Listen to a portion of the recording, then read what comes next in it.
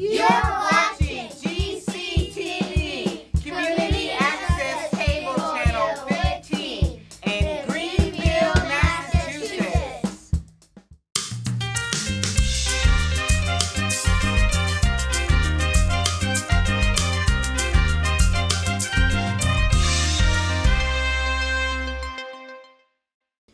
Okay, hi everyone. Thanks for coming. It is 6:06 p.m. This is a meeting of the Greenfield Public Schools School Committee. This is our second meeting of the month, technically a special school committee meeting. Today is November 18th, Monday, and we are at the Greenfield High School Cafeteria at 21 Bar Avenue. Is there anyone that is recording? Okay, Melina Bordeaux from the recorder is recording, and also GCTV is recording. Thank you, GCTV. Can we please have a roll call? Secretary Ekstrom. Yes, ma'am. Mayor Martin. Here. Member Nunez. Here. Member Johnson. Member Karen. Here. And myself, Susan Ekstrom. We have a quorum. Thank you. And is there a motion to approve the draft minutes from November 13th, 2019? So moved. Moved by member Ekstrom. Is there a second? Second by member Karen. Is there any discussion on the minutes?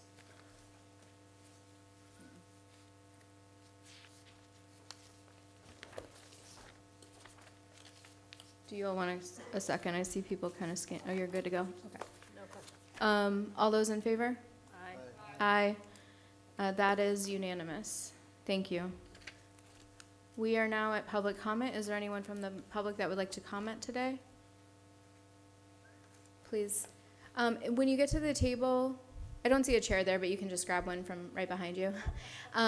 Just please press the button that says push, and the green light will illuminate, and you have 3 minutes. If you could please state your name and address for the record. Absolutely. So I'm Carolyn McDaniel. I live at 55 Highland Avenue in Greenfield.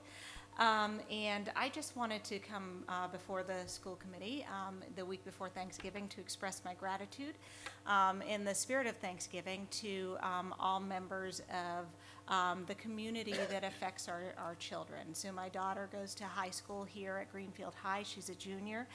And my husband and I will quite often say that we are so pleased with her experience in Greenfield Public School. She didn't start in the public school. She started actually at Holy Trinity. And we explored other private school options. We still have explored other private school options, but we're delighted with the experience we have at the Greenfield Public Schools. And reflecting on my own public school education, I was educated in 3 different states, 3 different school systems. I can't compare what my daughter is receiving here with what I received. It's just light years of a difference. And I look to the leadership, really, of the school systems to where that difference is made. Within the school committee, certainly, but the teachers, absolutely, the faculty, the administration.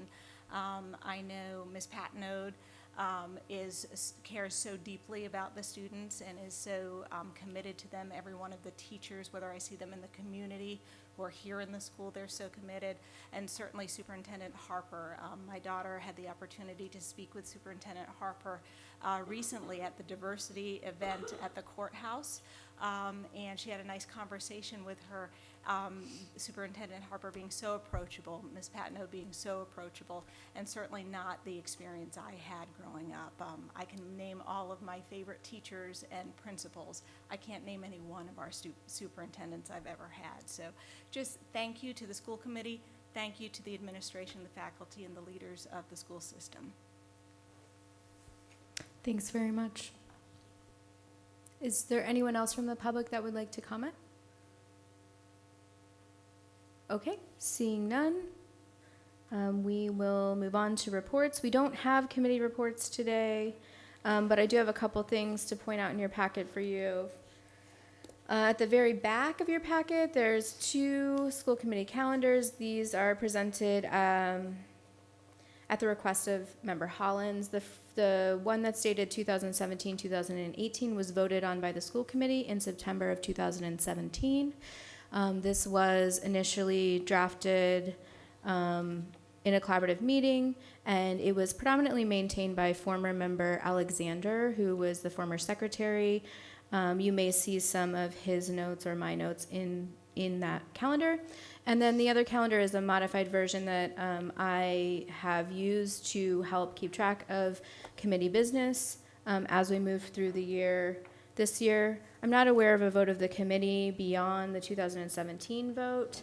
At all times when making the agenda, I'm taking into consideration committee member requests and any kind of live business that needs to come to the table. The second thing that was in the back is the Planning and Construction Committee annual report that was discussed or at least mentioned at our last meeting. So this is here for you just to look at. There's no vote or anything that needs to be taken on that. And then last but not least, I just want to apologize that there's a delay related to the superintendent evaluation, and that's entirely because I needed more time to put it together into a professional package. I'm very sorry for that, and yeah, I just want to express that to you all. I was pretty hard on myself about it. I was very upset that we weren't able to have it tonight. So that will be coming at our first meeting in December. And anything from the superintendent? Yes, Mayor Martin. Will the delay in the superintendent's evaluation be compliant or non-compliant with the superintendent's contract? I believe that the entire schedule of the superintendent evaluation is on the edge of compliant with the superintendent's contract. Of course, any modifications to the dates have been made in collaboration with the superintendent. So we've all been working on this together. We? Mm-hmm.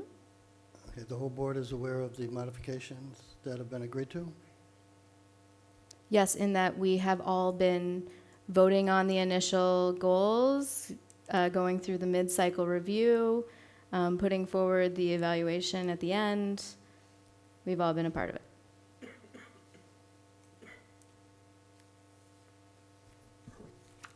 So good evening. I don't have a formal report being that we just had a meeting last week, but I did want to share a note of thanks. This was sent out by email to the committee earlier today, and if I could, I would like to read it. It's very brief. This was in thanks to several of our students and staff at Newton School, and it was received today at Newton School by a local veteran. And he wrote this note to express the kindness to several Newton students who put together thank you cards and also decorations, and then brought them to a local Applebee's where they had a free annual luncheon for veterans on Veterans Day. It's dated November 12th, and it reads, "Dear students and faculty, on Veterans Day, we visited Applebee's in Greenfield, and we were happily surprised to see the cards and donations from your school. These thoughtful measures significantly impressed us and made our observance of Veterans Day more meaningful. It's refreshing to experience caring behavior by young people and the teachers who made the same possible. Thank you cordially, a retired soldier." I just wanted to share that with you and to thank the teachers and our community for recognizing the service of those that have meant so much to our country. Thank you. Thank you, Superintendent. Any questions, comments for the Superintendent or me? Okay. Seeing none, we'll jump right into our business. We have a transportation cost savings proposal. I was also just notified of some proprietary information related to this proposal that would need to be discussed in executive session. I was just told about this literally at 5:55 p.m. I'm not sure. I would take the recommendation of the superintendent as to whether we should just quickly exit into executive session or whether we should hear the public portion of this first. Do you have any recommendation related to timing of jumping into executive session? I would recommend, if the committee is willing, to hear the executive session portion first. It relates to the van transportation and transportation proposals that are in front of you tonight, and will give you some additional information that is covered under the exemptions to open meeting law and would be useful for the committee's context. Okay. Did you have a question? Okay. Okay, so at this time, I would entertain a motion to enter into executive session for MGL C30A 2110 to discuss trade secrets or confidential, competitively sensitive, or other proprietary information in regards to transportation. Moved by Member Johnson. Thank you. Is there a second? Second. Second by Member Ekstrom. Can we have a roll call, please? Thank you. Member Karen? Yes. Member Johnson? Yes. Member Nunez? Yes. Mayor Martin? Yes. And myself, yes. We have a quorum and are going to enter into executive session. Sure. So we will go into the conference room. It is 6:17. I expect this to be very brief, so probably less than 10 minutes. And then we'll come back to discuss the public portion of this proposal. I'm sure, Susan Farber, that you documented Member Hollins joining us in executive session. Member Hollins is here now. We have just returned from executive session. It is 6:29 p.m. Okay, so I will yield to Mr. Boudrin, Mr. Nemberko, Superintendent Harper, to present the information related to the transportation proposal.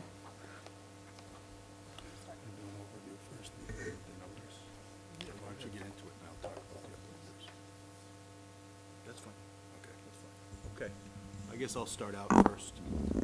So what we're here today to discuss is a couple things. One, most notably, the small bus van transportation for special ed students. Then also the possibility of getting a larger bus, say 42-passenger bus for Four Rivers, as well as athletic. I'll tackle that one first, and then I'll tackle the small bus. Right now, we pay about $41,000 for a bus to transport the kids to Four Rivers Charter School. If we were Could to- you talk a little louder, I'm or maybe sorry. put the mic closer? I know you've been Yeah, ill, yeah, so sorry I about that. appreciate that. So right Thanks. now, we pay about $41,000 for Cosmeskis to transport our kids to Four Rivers Charter School. And let me be clear with this. We have no desire to get into the big bus daily transportation outside of this, because that one, it's a very expensive proposition, and two, it is a lot of regulation, things like that. But we do see an opportunity here to go ahead and use a larger bus, and then use that same bus for athletics. Athletics, as you know, and as we talked about last time, the budgets are very tight.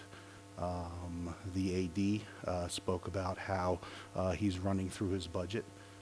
And I know it is our goal and everyone else's goal not to have fees for kids to play sports. Frankly, sports at $200,000 that you put towards that is probably one of the $200,000 best spent in this district, right along with a band, right along with art and music and things like that. So anywhere we can, go ahead and try to cut those costs and make life a little bit easier for the athletic director is essentially what we need to do. So just a little bit of cost breakdown on the athletic transportation. We have an instance where we took the kids to a track cross-country meet up at Northfield Mountain. It cost us about $200. It would have cost us about $800. Same thing with some girls to go to a cheerleading competition in Shrewsbury. So if we can shave those costs down, help out the athletic department, that's great. The second piece here is additional vans. And right now have about 7 kids. We're running out of capacity with the vans. We are full. We are running into a situation where we have to replace our old Uplanders, and Ed's going to talk a little bit more about that. And then if we can pick up the 7 kids that we're losing at $10,000 a month with these vans, that would be fantastic, as well as expand some of our services. Pioneer Regional has expressed some interest. Frontier has expressed some interest. There's a letter in back there where we can recoup some of those costs. So this would be a good investment for the additional vans to expand service, and then we need to discuss how to replace our current Uplanders who are nearing the end of life. And I think that's a good jumping off point for Ed to talk about the current fleet. The 4 Uplanders, there's 4. There's a letter, should be a letter in your packets from the Greenfield DPW, their chief engineer that does all the 7Ds and so forth and our inspection stickers. And originally he told me that after the last round of 7D stickers on those 4 vans, he would not do it again. We have been maintaining them, and I've sent them back, and he's agreed to go one more round with those 7Ds. It's kind of a Hail Mary, and it's a real struggle, and I'll have to pay for whatever repairs need to be done now, but we need to keep the fleet going. But after this round, he will not put them on again. So we're basically done with the 4 Uplanders.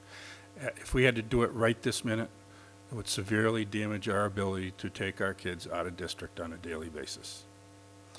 The reason we're asking for additional vans besides those 4 is because we need to make sure that we can cover in and out of district at the same time. We're getting more and more requests every day from the different schools on special education transportation or things like tutoring and emergency trips home because of different issues that I can't discuss.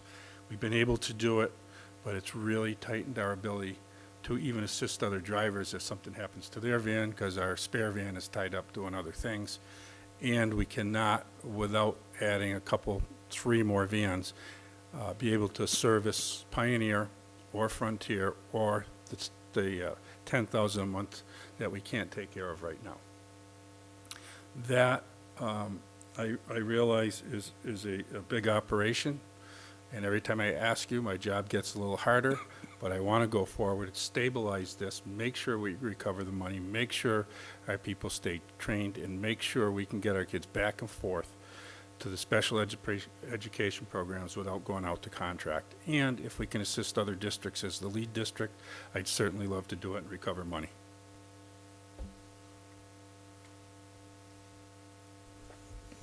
Thank you. Do we have an estimate for the repairs? It might be here, but I'm not seeing it. And I want to make sure that I'm hearing you correctly. You're suggesting that you don't want to do any repairs at all. You just want, okay. What's happening is it's the drain going out of the tub right now. If we can get by a couple more months, we're spending money, but it's not getting us anywhere. Okay. Thank you. Questions, comments? Member Karen. I was just looking at the proposal in the supply line. Is that your thought of necessary repairs, including on the large bus on the second page? Says, it's like a breakdown of the projected revenues and whatnot. I'm sorry. It says, on the second page, they all say 1, so that's not helpful. It looks like this. It's got the fuel, it's the projected revenue, savings, et cetera. It says fuel, and then the next line is supplies. So that's your projection of how much it would cost to maintain the bus, because the van maintenance would be included in the lease? Exactly. Okay. Could you actually just take a quick second to walk us through that page? Yeah. Thank you. So This page right here, it's basically looking at the total operations here. So you have your employee salary, what our current lease costs are, fuel, as well as supplies, maintenance. So the fuel, supplies, and maintenance all kind of roll into one there. And then what it does, it steps up the cost at a 3% increase every year for the prior year. So it costs about $1 million to run this operation, less what our operational costs are above. Savings before revenue plus any additional revenue is total savings. And then at the bottom piece is if we added Pioneer Valley Regional, did a Four Rivers in-house, and then athletics in-house. And then our cost for that expansion is about 105, and then you're looking at a net savings. So this is more of a budget and then a forecast projection to it. Thank you. Member Hollins. On this page, I'm just trying to clarify. This is a 3-year projection regarding transportation. Is this all transportation or just the new buses you're proposing? Just the new buses and special ed. And how many vehicles is that total? This projects a total of, The new so ones? we have 6 now, and then adding 7 to that. So this is 7 vehicles and one is the 42 passengers. Exactly. And when you say employee salaries at $540,000 a year, how many employees and what categories are you talking about? We're talking 15 drivers right now. Excuse me, 15 drivers right now, but there's a separation in those 15 drivers. 1, 2, 3, Just, you're talking, just so I can clarify, 15 drivers for the 7 new vehicles. no, for our entire fleet. So when it says 540,000 for salaries, is that related to the 7 vehicles or every vehicle we have? That's because I'm trying to understand this page. That would be related to the vehicles that we have. So 540,000 isn't anything new, that's our current budget? And that's how many people? And that would be a part of our 15 drivers, because 4 of those 7 are replacing 4 drivers actively driving the Uplanders. The other 3 would be the expansion So, in vans. just because it's a little unclear, we currently have 15 drivers right now. And how many are we adding, and are they all in this 540,000? The next 3 would not be, right? The next 3 would not be. No, the next 3 would not be. That would be under the expansion. Can't hear you. Sorry, that would be under the expansion cost? Where is that? Oh, down at the bottom? Yeah. Okay, so we have 15 drivers right now. You're planning to add 3 additional drivers. The salary total for 3 additional drivers is the $105,000 that's located near the bottom of the chart. That is all that's included in the expansion costs? That's all we're doing for those expansion costs, and then we would have to, then we'd have to net out the cost of the vans and things like that.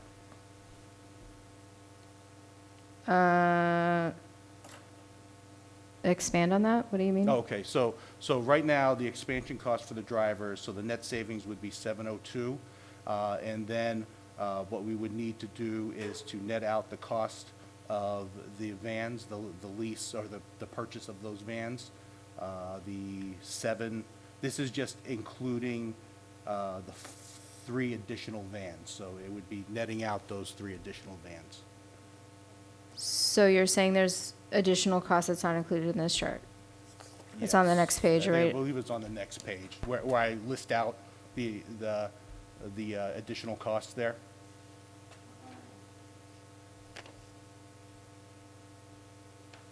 Okay. Member Hollins had the floor. I'm just trying to understand this page. The second, so the first item, salaries, this is current salaries. That is Only correct. drivers, not monitors. That is everyone, that's drivers and monitors. Okay, so there's 15 drivers, how many monitors? 8. So the 8 monitors. So the 540,000 is 23 people, 15 drivers and 8 Yes. monitors. Yes, that's correct. Okay, and then the lease cost is our current lease cost or the 4 new vehicles that we're leasing? That is our current lease cost. Current, okay. And the expansion cost is 105,000, that's the vehicles and the people? That is just the people. Just people, 3 drivers, no monitors. Exact. That's 3 drivers and 3 monitors, yes. So it's 6 people. Yes. And the benefits for the 6 people will go to the city? That is correct. You have any idea what that's apt to be? It depends on what kind of benefits they take. On average, is it 10,000 a About person? 10,000 a person. So this is another 60,000 that goes over to the city. Yes. What we try and do, to the best of our ability, is that we are hiring within the community, within Greenfield, to the best of our ability. And we've hired, probably out of those 18, 10 are local people. And they get the option to work less than 20 hours part-time, 20 hours, which is considered, and above is full-time, and those guys are averaging about 26 hours. So we're trying to make it a community effort where we're employing people in this community, showing what we are doing, so they get to see it every day. They get a benefit from the payroll. But it's a plug and play, and that works. It's working the best because I can take a guy that's only working 20 hours and say, hey, you want to take this run? Yeah, and we're still not into overtime.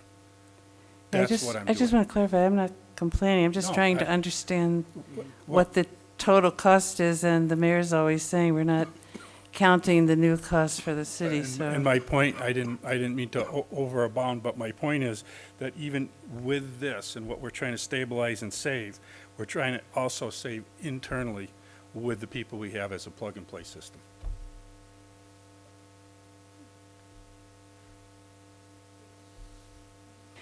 I have one comment and another question. I've been suggesting that we get a large 42-passenger bus for about 5 years. We had one, which we bought at auction. It was something controversial. The head of whoever fixes the vehicles actually went to the auction and picked out the vehicle. So that was pretty good. It lasted 5 years. And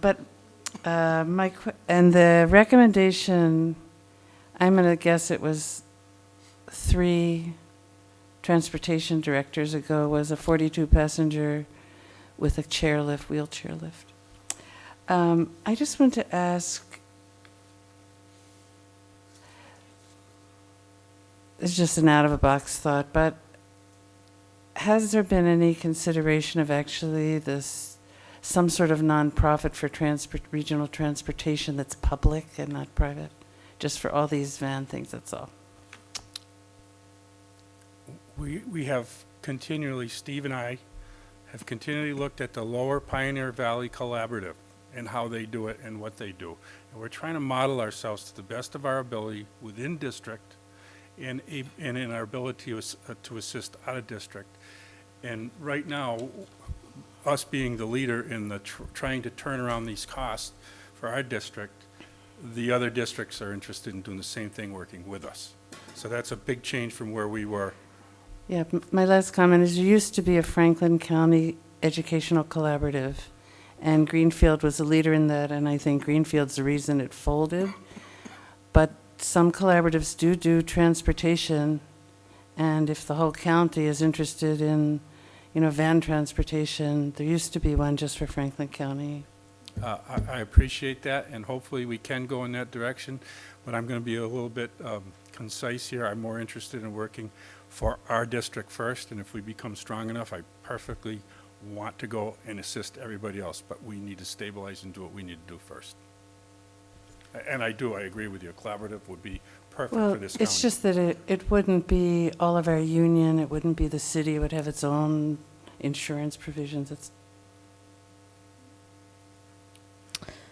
I think Mayor Martin, you had your hand up.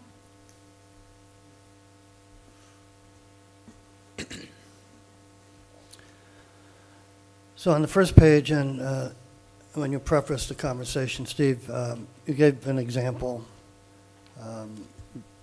and I guess it was a savings of roughly $600. Do you have any other examples, or do you have a composite or business plan that is more definitive as to what you expect at the end of the year? I'm sorry, go ahead. That would depend on how often we can, we'd have to work with the AD in order to determine which are the best routes and which are the best kids to go ahead and transport. But on the order of between $500 and $600 per trip would be the savings. And then we would multiply that by however many games, trips, things that he would need from us. We had a similar proposal in the spring, and the idea was that there was going to be a savings of $300,000 or $350,000, utilizing the same model.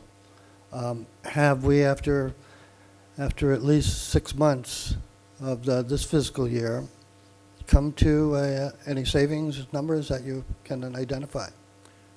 Yeah, we've saved a considerable amount of money, and that is accurate, and not completely accurate, not to the penny, but it's around $300,000 that we did save, and a bulk of that was just taking those singleton students that we transport out of town at about $35,000 a pop. So have you included that in, say, the most recent budget Yeah, proposal? that would be in the savings there of that $600,000 to $700,000. It's on your transportation Yeah. presentation this evening, but is it included in the FY20 budget? Yes, it is. Yeah. And where would that be located? That would be a cut to special ed transportation of $250,000. Okay, I didn't see that, so I'll look that up. Let me ask, you said at the same time in the spring, other districts had expressed interest. And that was last spring, and what you've presented tonight are two letters, one from Pioneer and one from the DPW, saying that your Uplander vans are dying, but neither one of them has a date on the letter. Do we have dates when you actually receive these notifications? That would be in the late September. September, yeah. It was right around September, but we couldn't give them an answer. They're still interested. We couldn't give them an answer till we came to you guys and made the proposal, because I don't want to drown to us trying to assist another district if we don't have the equipment. It's not But fair. in the spring, we had It that was in the promise fall. of It was in the fall. last fall of 2018? No, this fall is when Pioneer, now we do have Gilmonaco.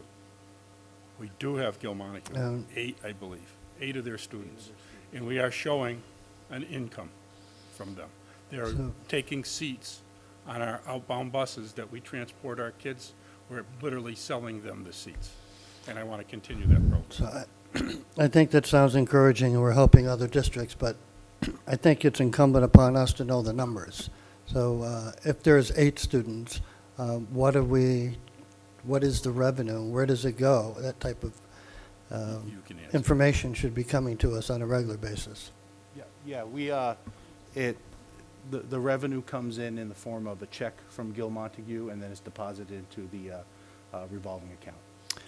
Okay, maybe I'm having a problem communicating, but how many checks and how much were they? We're averaging about 8,000 a month, 8,000 a month. 8,000 a month. And right that would now. be over a year, would be 10 months? No, actually, it will be longer because those programs go all year.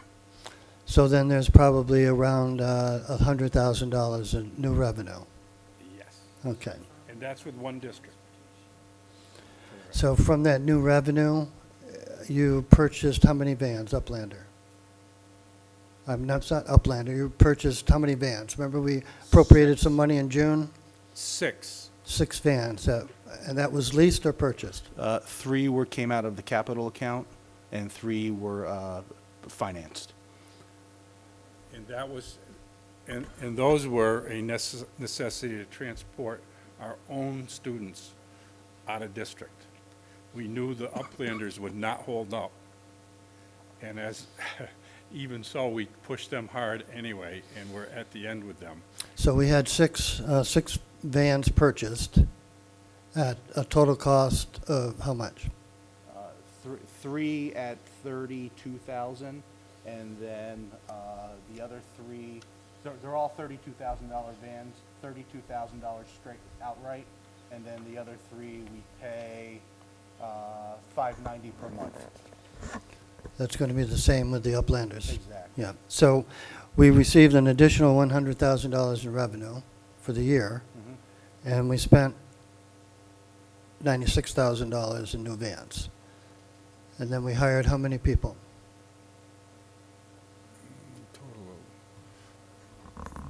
We had drivers in district already.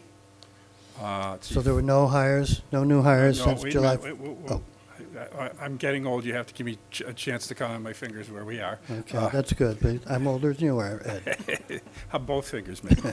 But we had a group of original drivers, which were driving our half buses, would occasionally drive the big 38 or the small 38 passenger bus with the wheelchair, and a few vans. Very rarely did we use the vans at all.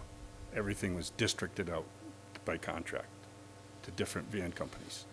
That's the other savings sitting there because we are no longer, other than the $10,000 a month with the kids that we can't capture, because they came after the out-of-district year started for us. We are literally not paying for all those kids from last year that were being contracted out. They are not, there's not a bill coming in for those. So that's sitting there in the account. And I cannot tell you where we're going to be until we go 2/3 of the process and know what we're recovering from our own account by transporting them ourselves.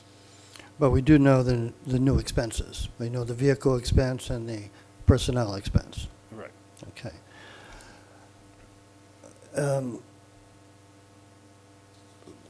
This letter from Pioneer, is it last week, last month, or last year? About a month ago now.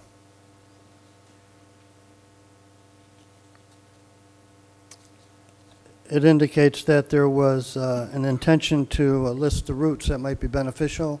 Have they followed up with the routes? Yes, they have, but we have not discussed them with them because I don't want to give them false hope if we're not going forward. It wouldn't be fair to us or to you if I did that.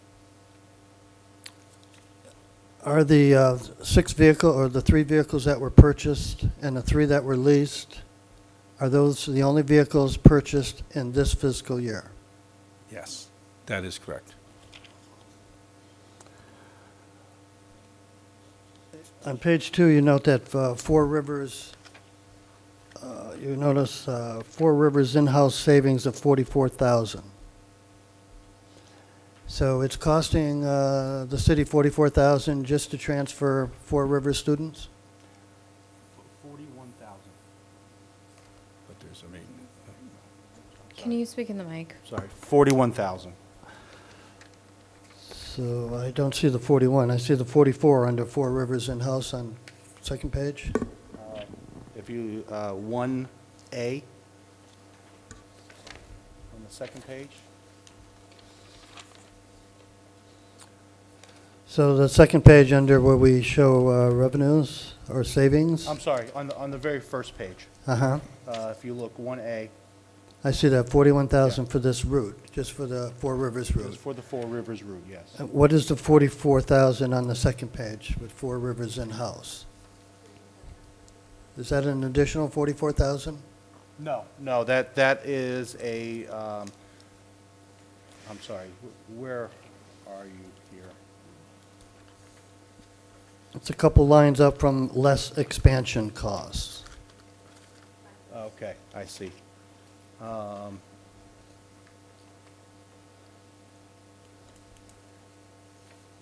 This is a projection, right? Yeah, that at that time was a projection, For next year. exactly. So year one is FY '21 and not FY '20? Year one is currently it's FY '20 at 41,000. So under the column year one, on that second page, that year one is what year? Year one is this year, FY '20. Okay. Are we also saying that we spent $70,000 in athletics in-house transportation? Yes, And is that in FY '20's budget? that's in FY '20's budget, yes.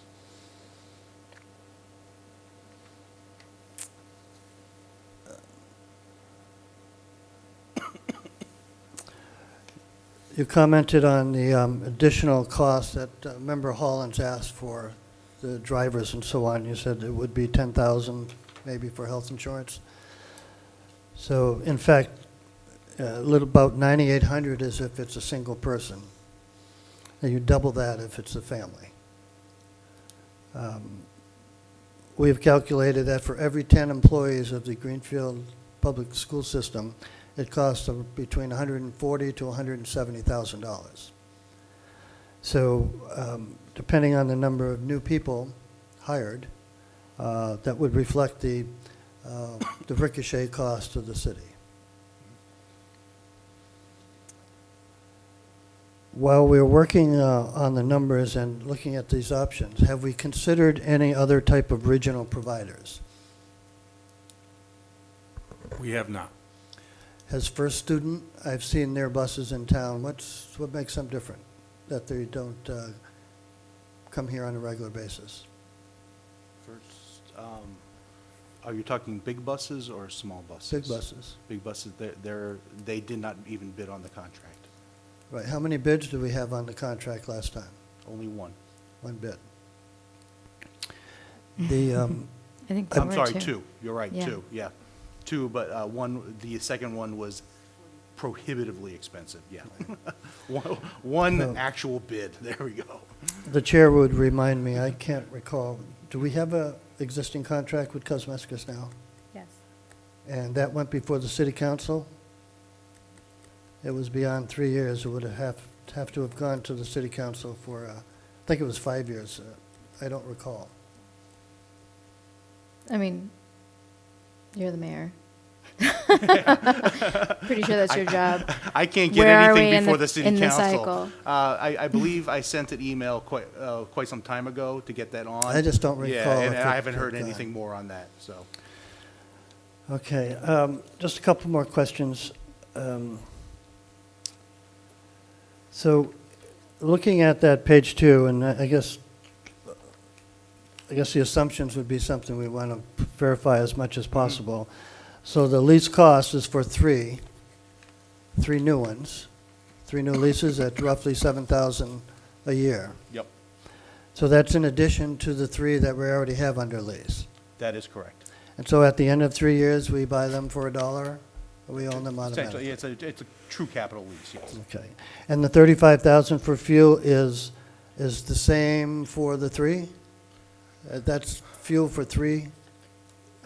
I added a $2,900 per month on average, and that would include the additional 3, yes. Mr. Mayor, if I might add. Sure. We've been watching these new ones compared to all the old fleet, and all the new vans are within a mile per gallon of each other at 22 just around town. A lot better on the highway. Everything else we have is way more expensive than that. Right, so I would say that the fuel cost is really, it's really predicated on dollars per gallon.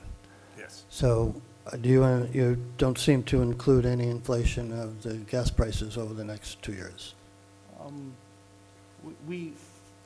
That number includes a small amount for inflation, but we're not expecting gas prices to go through the roof. If they do, we'll have to take a look at that again. All right, and as Member Hollins mentioned, so the $540,000 is for 15 drivers and 8 monitors. And so that's the existing employee salaries without fringe benefits. That is correct.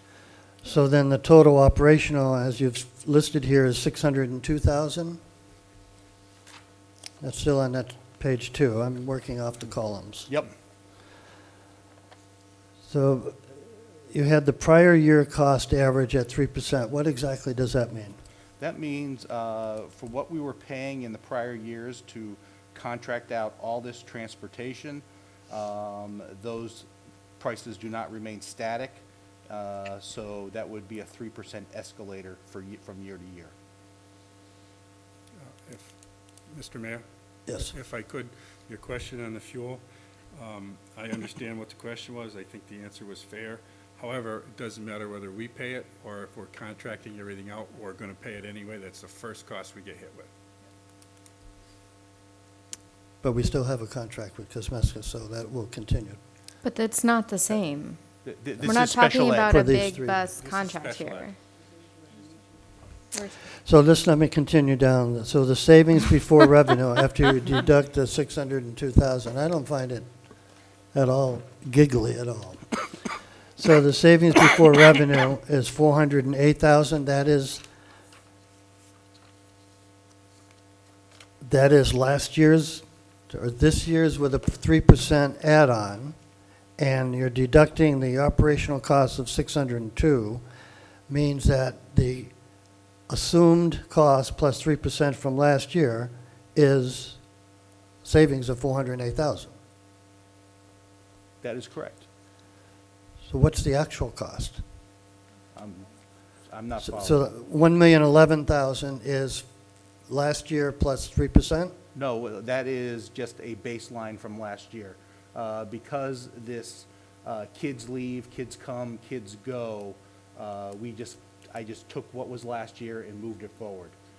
Because there's every year it's not a static number. We're not transporting X amount of kids every single day.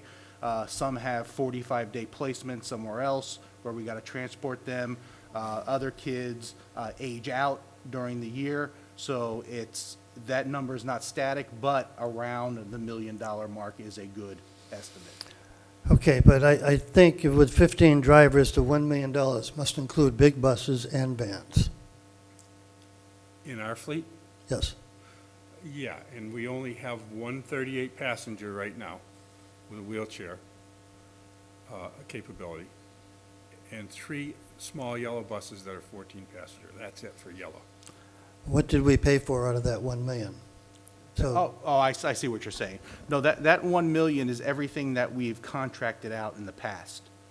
And But- that's small buses, special ed, Okay. kids leaving. okay. Yeah. So we're deducting that 602 operational, which includes what we're doing now, but it doesn't include the cost for the 6 additional vans and the 3 additional drivers. So we don't have a savings yet because we haven't deducted the projected costs. Exactly, and then we added some projected revenue in there. So the plus revenue is 195,000, and that comes from where? That's our current revenue with Gil Montague. I thought we established that at 100,000. We are hoping to expand that as the year goes on. So this isn't an you- actual plus revenue, it's a proposed projected revenue in the future. Exactly, because this is all a year one cost. You had asked before, what have we made to date? This is going forward with that. So we were talking, I think, $8,000 a month. Mhm. And we said 10 months, and then Ed said maybe, no, 12 months, so that's around 96,000. And so 96,000 is 100,000 less. So we're projecting 195,000 as revenue from that Gil Montague. Yes, we would like to expand that, yes. But that's not actual. But that's not actual, and that would be an expansion, yes. So the revenue from Pioneer Valley, Just to clarify, Mayor Martin, the Yes. subject of the memorandum you're looking at is transportation 3-year projection. Year 1 is fiscal year 20, so none of these numbers are for the current year. we are in We're- fiscal we're- year 20. Yeah. But it's still a projection. Projection for what we will, with an expansion for what we'll receive over the course of the entire year. Right. the projection is doubled, and Yeah, and we I'm- just had information given to us that it was 8,000 a month. So we extrapolated the monthly revenue to a year, and it came out to 100,000 or 96,000. So now the guess is 195,000. So it's 100,000 off because we already have So- Montague. It's a projection based on expansion. I think it's really helpful to go through this, so I appreciate Yeah. all the questions. But you could, argue with the projection, but they've calculated the projection with the expansion to be at 195 in revenue. So I'm not arguing anything. I'm just trying to validate the numbers. No, and, you've dealt with projections plenty, and projections are like calling balls and strikes. You can disagree with some, agree with others, and that's what part of this interactive process Well, is all about, yeah. if we're off 100,000, then explain to me where that 100,000 is coming from. And that would be. Is that 8,000 coming from Pioneer? No, what we would like to do is expand our service, and we've had opportunities to expand our service with Gil Montague. We just don't have the room at this point. So if we had the room, we could expand those. So you purchased 6 vans in June, and you want to purchase 6 more, and you think that's going to relate to another $100,000 in revenue, because we'll be doing more trips. Absolutely. However, the one point that we're all missing in this discussion to this point is that those 6 vans were purchased to take care of our contracted pupils that we were paying this horrendous amount of money for by contract with no other way to transport them. And at your request, and the superintendent's request, look into this. What can we do to change the revenue exchange here? We had no way to do it unless we had the vans. We got the vans, we're showing a profit, and we're transporting all of our own students. The sad part in our failure right now is there's 10 of them, or 8 of them at $10,000 a month we cannot capture because we're out of equipment.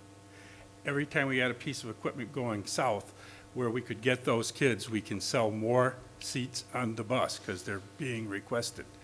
Without the okay, we're just stuck. We're going to be static now. So the Four Rivers in-house, so we're going to save that? It looks like this is a savings of 44,000? If we get the bus and we transport those Four River students, it's a dual savings for us because we can then take that same bus at the end of the day and assist in athletics and/or field trips in between. That's what I'm after, to be able to utilize that piece of equipment as much as possible, or any other piece that we get.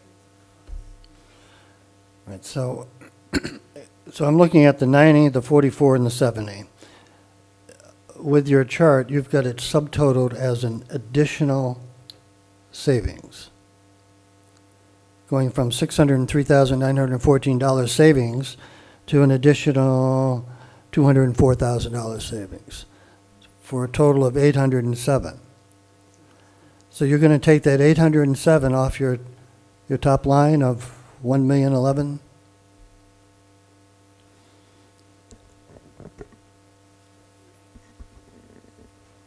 No.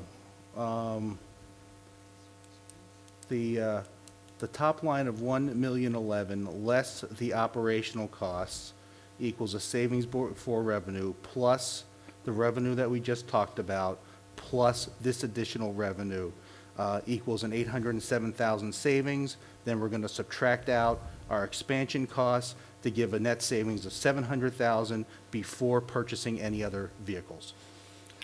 So what's the baseline you're saving 702,000 from? The 702,000 is off of a baseline. Oh, okay, I see what you're saying. It's off of a baseline of 1,011,000. Right. Yeah.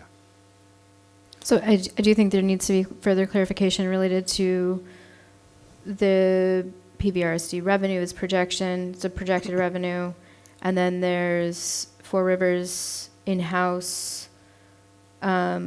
You're projecting that to be a $44,000 savings? Yes. Okay. And then same with the athletics. These are numbers for savings. Yeah, so they're positive numbers. So Got 603 it. plus 90 plus 44 plus 70.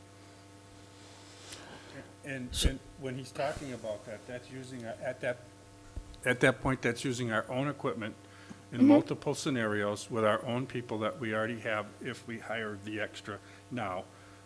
We'll have those fleet people from vans, and our drivers drive vans, and they drive buses. The CDL. Okay, that's operational. I'm interested in the finance of it. So with the $702,914 savings, you now have roughly, approximately $300,000 left over to pay for your operation. If any of these, you're saying you're going to reduce your cost by 70%, because it's going to cost $300,000, and you've got a prior year cost of $1 million, so you're going to reduce your cost 70% when you buy 6 vans, and that it's predicated on new revenue of $100,000, new revenue on $90,000, new revenue savings in-house for Four Rivers of $44,000, and new revenue savings in-house of $70,000 from the athletics. It's highly unlikely to happen. Mayor, do you have any additional questions? I want to move on to some other members, and Susan's been holding her hand up for a while. No, not now. Thank you. I want to clarify something that you said. Member Hollins, you're welcome to put your hand down. I have one clarifying question. I'm going to see if there's other members that want to speak, and then we can go back to you. You mentioned earlier about special education savings, 250,000. Did I hear that right? I just wrote down a quick note. You said it wasn't Special accounted for here? I'm sorry. Oh, that's from the first set of vans. Yeah, you're right. Yeah, Wait, say that again? that's from the first set of vans. You saved 250,000 by the purchase of the first set of vans, and that's not accounted for in here? No, that would be accounted for in here. Already, yeah, it's already in there. Okay, great, thank you. Yes. So I just want to be clear, when we're saying savings, what we're actually saying is expenses not realized, previous expenses that we no longer have to carry. Yes, it's a mitigation of expenses, then the ability to generate revenue. They're the two main components of this. Yeah, thank you. Are there any, Member Johnson, Member Karen, did you want to ask any questions, make any comments before we move to Member Hollins?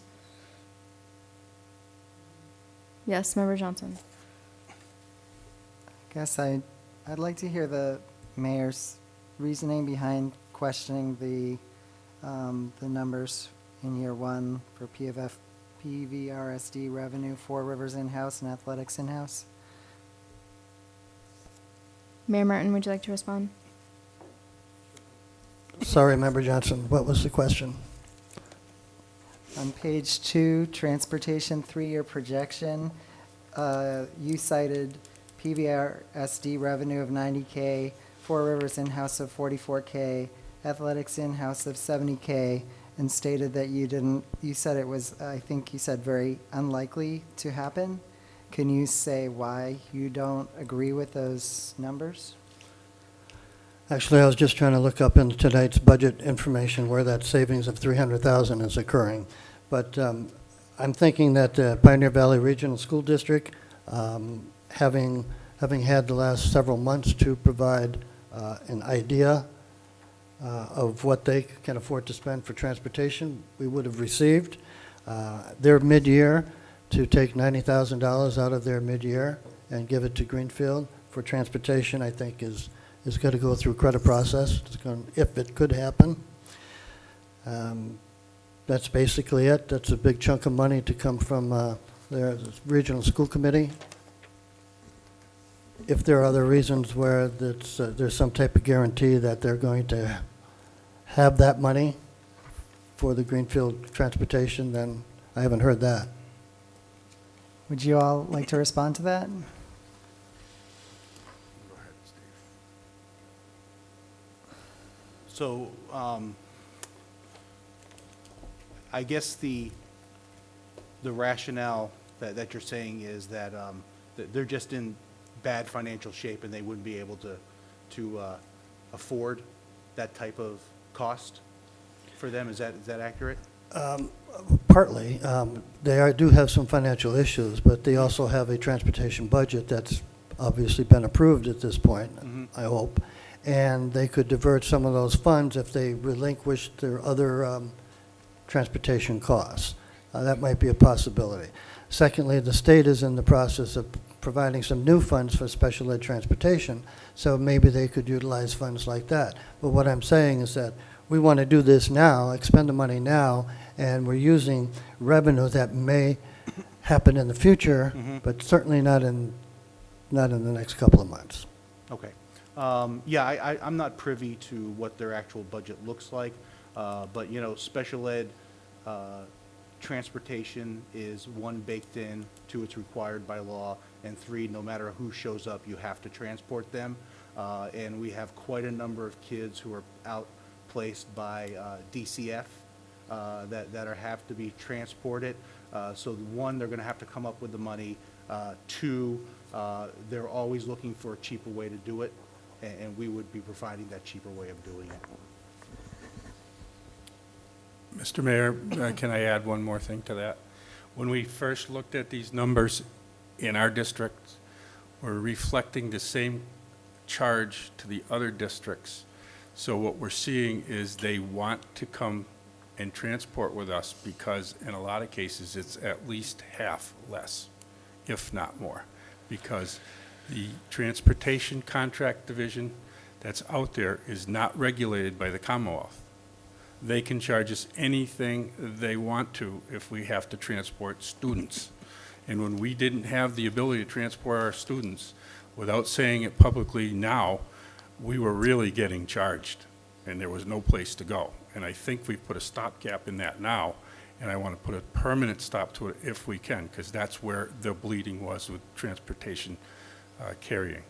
We did not have the ability to transport, and I saw bills up to $240 a day per student, if you can imagine that. And I only expect that to escalate even more if we don't stabilize here or help other districts. And I'm sure that's what they're going through, including Montague, that when we could do it cheaper, they called us. And it's not going to get better if we don't all work together. That's all. Okay, Member just- Johnson, did you have additional comments or questions? Yeah, just to kind of, to say that a struggling school district is highly motivated to save in expenses. They're not waiting for money to come from the state so they can pay more somewhere else. They're going to look for the best deal they can get, and we're seeing a lot of interest in this program. I'm very supportive. Thank you. Member Karen, anything? Okay. Member Hollins, thank you for waiting. Thank you. I'm also supportive. I think this outline is confusing, but anyway, it says at the top, below is the 3-year projection regarding transportation. This is just special education van transportation, is that correct? That is correct. Okay, that's number one. Number two, any revenue we receive from anywhere else, any other district or any fee, goes into our revolving fund for transportation, right?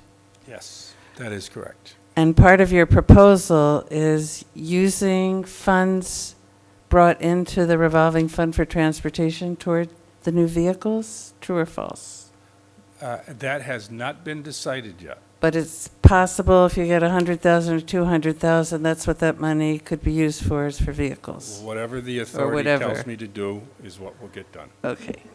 On page 8 of our budget in this packet, under the cost center of transportation, it says there FY20 revised transportation is $996,000, about $1 million. So our current transportation program is about, the expense is about $1 million. This is just us. Correct? That is correct. Last year, the general education transportation was reimbursed, I think, at about 77%. What's the expectation for the reimbursement this year for special ed transportation? Do you have it? No? That would come under circuit breaker, and it's between 72 and 77. I don't expect Okay, it to so change. one of the things that confuses me about this is we're talking about our expense Mhm. and revenue savings from other districts, but we're not talking about our cost. So our cost is going to be, for all this special ed transportation, in addition to the revenue, is going to be reimbursed probably at least 70%. That is correct. So, and there is expected or anticipated hopeful Student Opportunity Act special education transportation reimbursement of some kind. So for me, all the numbers are more confusing because we've got and I think it's hard for committees. We have an expense, big expense, escalating expense. Tomorrow, 10 more students, 10 more expenses. Separating that from our revenue from other districts who can take an empty seat, which is like school choice and transportation. We're going to Worcester, there's a seat on the bus, and you don't have to pay your $60,000, we'll give you a seat for $20,000, all makes great sense. But our cost is less than our expense anyway. So it would be really helpful to see the big picture clearly. Here's our expense, the number of vehicles, the number of employees, and the categories they're in. Here's all the expense, here's the offset in revenue, and here's the offset in state aid, because it could end up that with the revenue from other districts taking seats, available seats, plus the new state aid, that we could break even. It's just, to me, confusing. No, I agree. The school choice reimbursement is a very important piece of school choice, the And circuit this breaker. doesn't address, when we're talking about our expense and savings, this doesn't address, and it's not a criticism, just a comment. This is not addressing the new special ed transportation reimbursement. No, it does not. Okay, so no matter what we talk about here, we're missing a big chunk of incoming revenue that makes this even more sensible, because we're going to be getting a lot, more than half of our cost, 3/4 of our expense is going to be covered with state aid. It's unclear how much will be coming in to Right, support us via but- state aid. While I was on my phone just a minute ago, I was actually looking up the details to see if there was something specific outlined. But it'll be some, There, and it's considerable, and it's Hopeful. not in these calculations, so right, I don't we see it in the can endorse the calculations. concept and maybe later ask for a clearer, I support the concept, I just think our numbers need to be better. I have one more question. This form says year 1, year 2, year 3, but year 1 is the year we're in, 2019, 2020. I had one more question. The question is, how do you decide what to charge other districts? And do you need some kind of policy on that from the school committee? Because we have policies we set on fee schedule for parents paying tuition, and I'm just curious how you decide what to charge other districts. Thank you. Those are all. In calculating what our costs were, and covering the cost and the expenses, and the students, the number we had, and the number we came up with is what we gave the other districts, but that's adding revenue. I want to be clear. When we say, okay, we're transporting ours at $65 a head now, not $140 or $240, $65. That was calculated into our budget to do it so that we're not gouging as a transportation division. That's the exact cost. Now, when we offer that to another district to start out with, okay, that was a fair price. They're actually adding revenue by taking the lower cost seat that we provide for our students, because we're already moving those buses in that direction. These kids are going to schools that our kids are going to. If we had to take 3 to one particular school, that left us generally with 2 seats open. Member Hollins, we actually have a policy subcommittee meeting coming up. Would you like to move to add this to the agenda? We can ask for MASC input on this. I think this is not I mean, it may be a unique situation, so I think it's worth review. Yes, I think so. And the reason is there's 2 or 3 different ways to do it, and I don't know if if the committee wants to have a guideline on that. You could either take the total cost, divide it, and share it, or you could take what your cost is and charge that. But yes, I think I'd like to make a motion that the policy subcommittee consider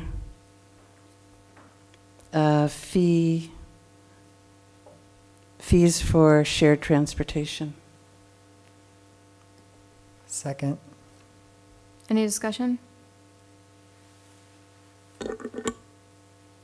Okay.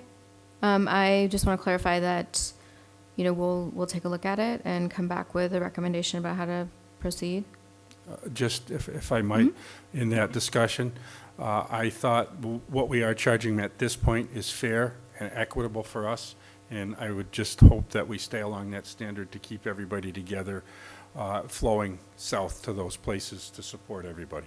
Thanks, Ed. I think that's a great thing to add in at this point, and we'll dive deeper into it at policy. Any further? Yep. Superintendent? So I wanted to add a few supportive comments in regards to this proposal. The first is there's been a lot of interest in the... Sorry to interrupt, but is this related to sending this to the No, fees sorry. of... Okay, let's just vote on that real quick, and then I do absolutely want to hear from you. We ready to vote on sending this to policy? Okay, great. All those in favor? Aye. Okay, that's unanimous. So we'll add that onto the policy subcommittee agenda. And Superintendent, please continue. Thank you. So I wanted to say a few words in support of the cost savings and the transportation proposal, but also the quality of safety that has been available to us. We've talked a little bit about some of the different aspects of this, and I appreciate the committee's attention to it. I think the complexity of the proposal is why I've asked our transportation coordinator to go slow, and our business manager has worked with him to create pilots, to develop a proof of concept, to get our vans out and running, and to see the real-time interest. And what we are seeing from other districts and from our families is that it's working well. We're able to recruit drivers. We're able to train drivers. This committee asked for cameras on the buses.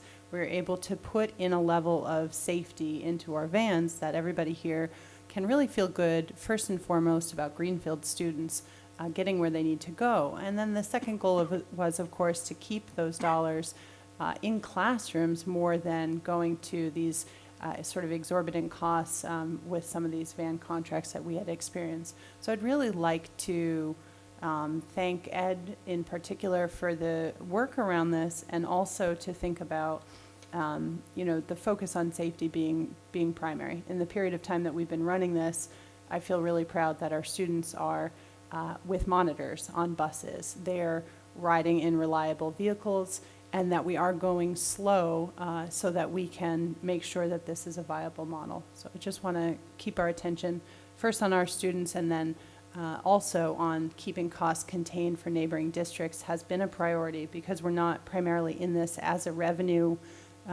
This isn't our business. Our obligation is to ensure students are attending their educational programs first and foremost. And then finally, from the principal's perspective, they're interested in field trips. They want to make sure that we can get our students to and from local opportunities, and they're really calling and looking regularly to the transportation department to be able to bring students to educational opportunities. And these are Greenfield students, and often Ed doesn't have the availability for vans to send out, and for the athletics department to get kids to and from events. When we were talking about the field hockey team a couple nights ago, it would have been really great if our cheerleaders were able to hop in a van and get to that game and cheer on our girls. So those kinds of things are opportunities that I look forward to as we continue methodically, carefully, but in this direction. Thank you. Would you like a motion? Go for it. I'd like to make a motion to authorize the purchase of a used 42-passenger yellow bus as presented for a cost of approximately $35,000. Is there a second? Second by Member Ekstrom. Any further discussion? Would you like to speak to your motion? Sure. I just think we should go ahead and decide some of these requests and also use, if you need a separate motion, to use the funds we're getting in revenue from our revolving account for transportation. I saw Mayor Martin. Just, could we get a balance of the Four Rivers account and the athletic transportation account currently?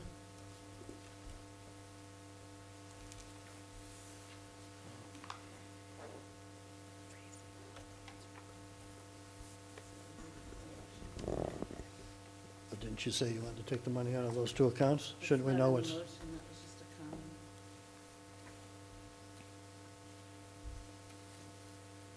Well, it's relative discussion on the issue. Would you like to hold?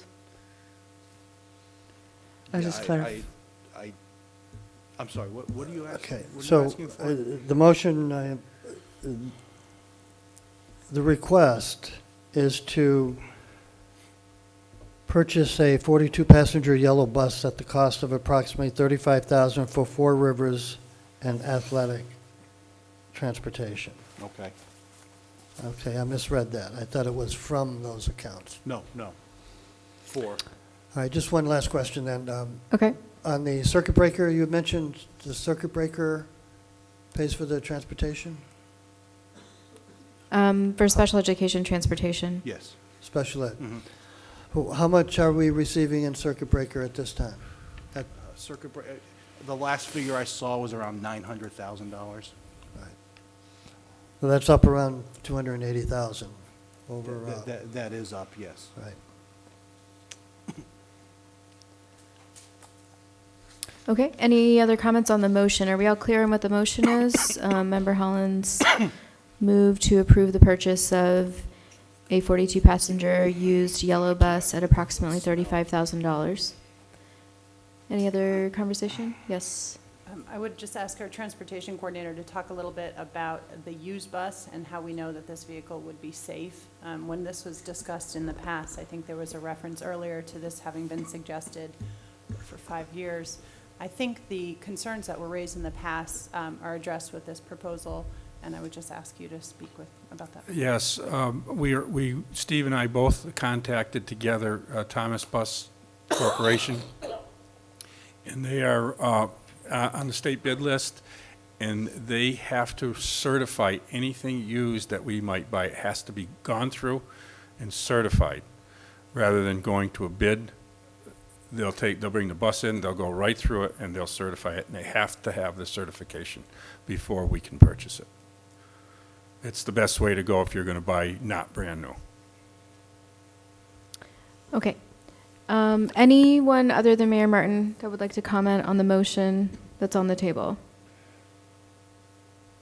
Okay, Mayor Martin, one last time quickly. Okay, I did misinterpret the first paragraph at 1, but I did misinterpret number 2, which states that the recommendation is to use remaining but unspent encumbered funds mostly in the Four Rivers transportation line and athletic line to purchase this bus quickly and outright, allowing for immediate cost recovery.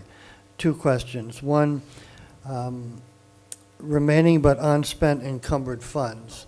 I'd like to have that defined for me. And 2, what are the balance of those 2 accounts, Four Rivers and athletic line? Okay, we don't break out Four Rivers specifically. It's in the regular transportation line. Right now, we have 400,000+ encumbered in that line, so we would release that encumbrance and go ahead and purchase that, as well as the field trip.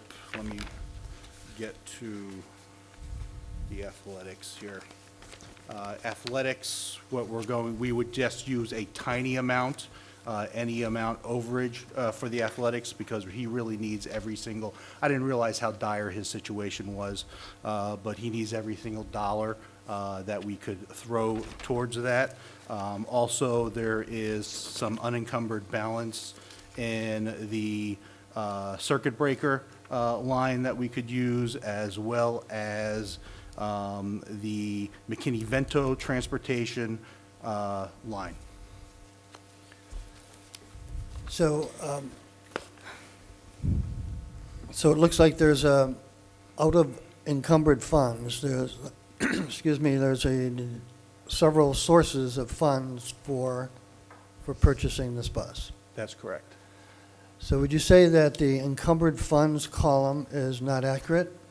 No, the encumbered funds is accurate to the extent that we are paying for the transportation right now. If we go off in a different direction, we would not have that expense, and then we can unencumber it. We just had a very lengthy discussion on the budget. Took us several months. I just didn't know if those encumbered funds are going to turn into unencumbered funds and show up in the other column, which would be net. Yeah, but what we're asking here is for you to do something different than what was before. Okay, thank you. Okay. A clarifying question Yes. about my motion. We're bringing in approximately $90,000 now that goes into our transportation revolving fund. Correct. Can we use that for the 35,000? Sure we can. It's just a timing problem. But you could take it somewhere and then eventually have the money come from there. That is correct. So I'd like to amend my motion to include to pay from, cover the cost from the transportation revolving fund. Are you sure he just said that the money is not available?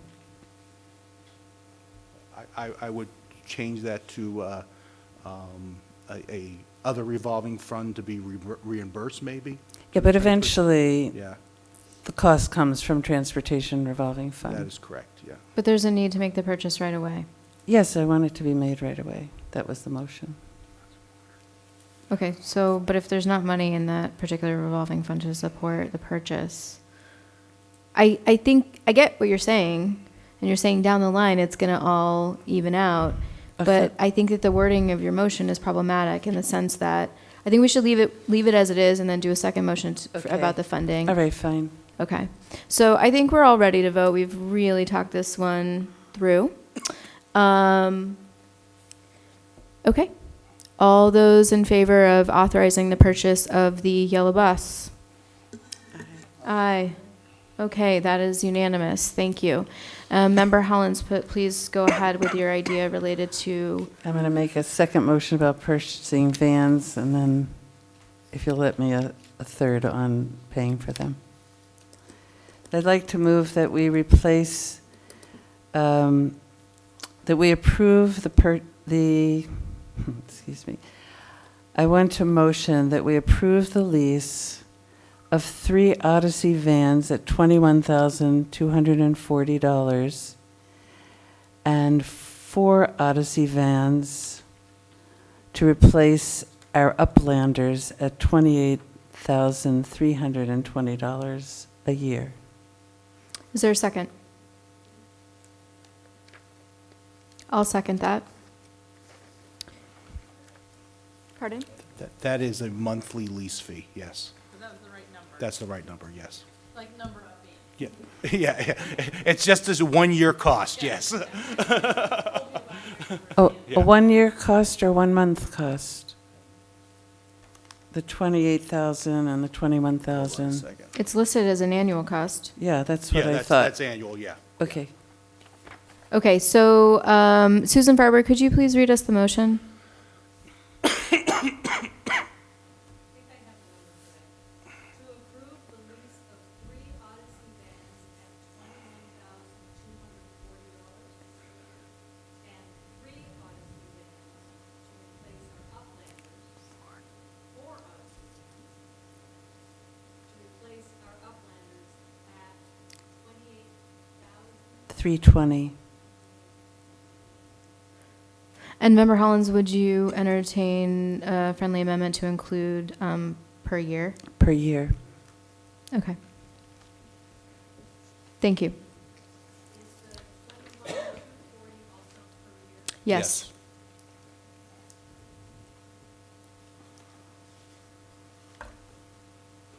Any conversation on this? Okay, not seeing anyone. All those in favor? Aye. That is unanimous. So it sounds to me that Member Hollins is cooking up a motion related to funding this. Can you all offer us your recommendation? I'm seeing on the page one, the actual page one, that your recommendation, as we just mentioned, was to use unspent encumbered unencumbered funds, unspent encumbered funds from Four Rivers transportation line and the athletic line. Then I heard you give a couple other options. It sounds to me like this was your first recommendation. Is there a reason why this is the best recommendation for us to use? Actually, if we can simplify it, now that I look at it, we can take that right out. Right now, we're doing McKinney-Vento transportation ourselves. That has a balance of $136,000 in it. If we use that funding line, we can go ahead and just do this outright, use one account, and then that will allow the revenue to come in for the revolving account, and then we can decide what to do with that at that point. Okay, so is that recommendation? Just our Pupil Services Director is here, and I just want to confirm that as far as your recommendation goes, Steve, you feel comfortable with that because these vans do service students that are eligible under McKinney-Vento. Yes. You feel comfortable with that? It is a positive balance right now with no encumbrances in it. Okay, and our Director of Pupil Services is here and nodding, just Okay, for the record. Member Hollins? I want to try a motion on paying for them. I motion that the cost for the purchase and lease of additional vehicles voted tonight be posted to the Transportation Revolving Fund by year's end. Is there a second? Second by Mayor Martin. Susan, would you like to speak to your motion and let us know why you feel this is more appropriate than the McKinney-Vento line? Well, I think McKinney-Vento is specifically for McKinney-Vento, and I'm not questioning its use, but I think we're bringing in revenue into a revolving fund that can only be used for transportation, any transportation cost, and we should use the revenue coming in, not our budget, for transportation to cover cost of vehicles. I think that's the appropriate place at the end of the year. And it doesn't matter to me how the business manager covers it until then. So I think that last part is really key. You're suggesting that you don't care how the initial purchase is made, No, but you want it to administratively, eventually come out. But at the end of the year, I think the cost should be posted. We're talking about bringing in absolutely 90,000 and maybe 190,000, and we're talking about looks like about 90,000 in cost between the buses and the leases, and that's where it should come from. That's the motion. Superintendent and Steve, how is that for us? Really, like, I mean, is that problematic? I feel like No. it's okay. Is it okay for us to kind of leave it open-ended? Yeah, what we can do is we can go ahead and make the purchase, and then as the revenue comes in, we can reimburse the McKinney-Vento line with the revenues that come in from the transportation, and that would just be accomplished by journal entries. Okay. Okay, any further discussion? All right, all those in favor? Aye. That is unanimous. Thank you both very much. Thank you, Superintendent. I appreciate you all taking the time to answer all of our questions. I think that it was very helpful for us to take all of that time to actually go through everything and make sure everyone had a full understanding of what was going on. So thanks a lot. Gosh, I was hoping we'd be home by 9. Okay, so the budget update and information, these are just our regular budget documents here. I'll yield to Stephen, the superintendent, to give us whatever overview you'd like to give, and then we can take any questions that we have. I do want us to get to the capital requests, so just keep that in mind, you all. I believe that's really a priority for us this evening. So, let's see. If you want to say anything about our budget packet. Yeah, I'll say a few words about it. Okay, looking at the budget right now, as you know, October 21st was when our finalized budget was put through. So right now what we're working on is going ahead and making the changes to this budget in order to reflect that budget.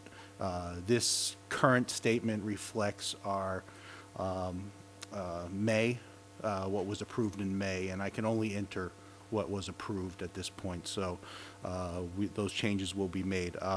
We have encumbered quite a number of things throughout the year that we expect to cost us. So our encumbrances are in line with what we expect them to be, and our remaining balance is in line with what we expect it to be. What makes this budget a little more challenging is the $2.8 million in revolving account funds that we apply towards that. So when you're looking at the total budget of just about $19 million, the offset to that is roughly 20%. So this really represents only an 80% budget. The other 20% comes from revolving accounts. You'll also find in here where a comparison between this budget and then the October 21st budget that was approved, and those are a preview of what changes that need to be made in this current budget. All that adds up to the final budget number, but they're just transfers that will need to be made within these line items in order to match what was approved.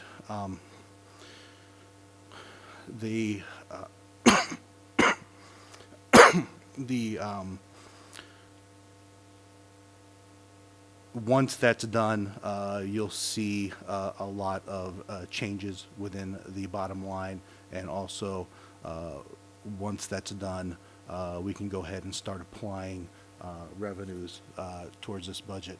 I know in the past you had wanted to see any type of transfers coming through, so that list right there is a preview of what types of transfers that we're going to need to make in order to balance to the October 21st number. That's all I have. Thank you. Yes, Mayor Martin.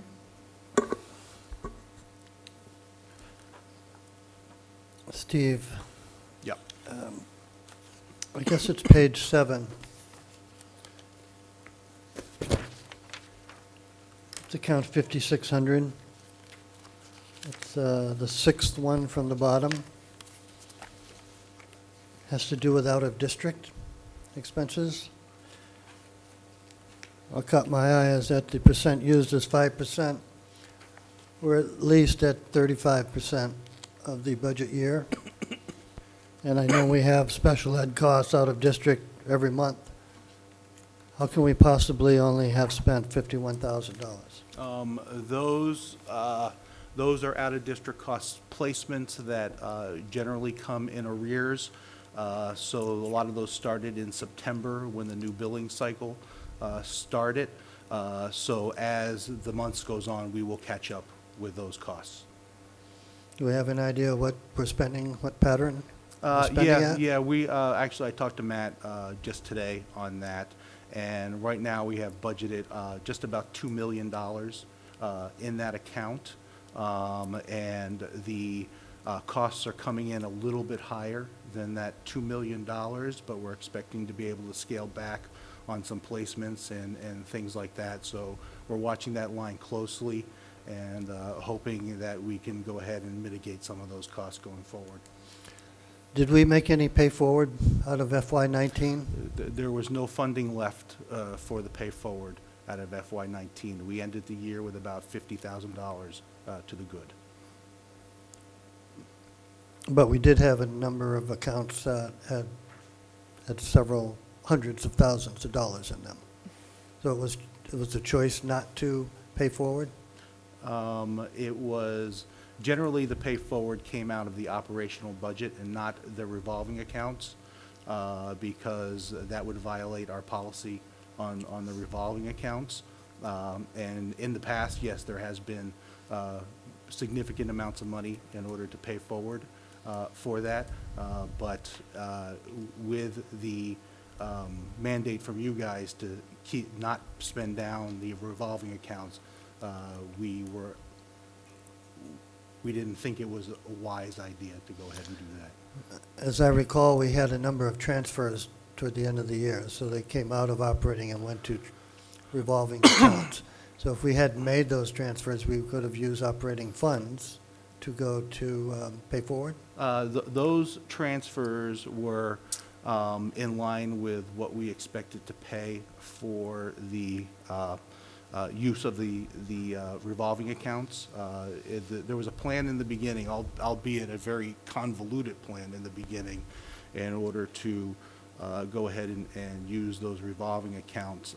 I didn't build that budget, and there were some holes in that budget as far as trying to figure out what exactly where those funds were coming from, but it did total to the bottom line, or just pretty close to the bottom line of how much was supposed to be used out of those revolving accounts going forward. So once again, there wasn't a lot of room. We would have had to dip into the next year's in order to go ahead and pay for any pay forward there. Thank you.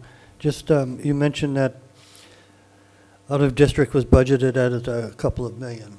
Mm-hmm. But it showing up here as 1.03 million Yes, in yes. that line. So you're saying that there's $1 million not included somewhere? There's a circuit breaker, there's IDEA, there's several other funding sources It's involved scattered in there. accounts. Yeah, exactly. Thank you. Superintendent?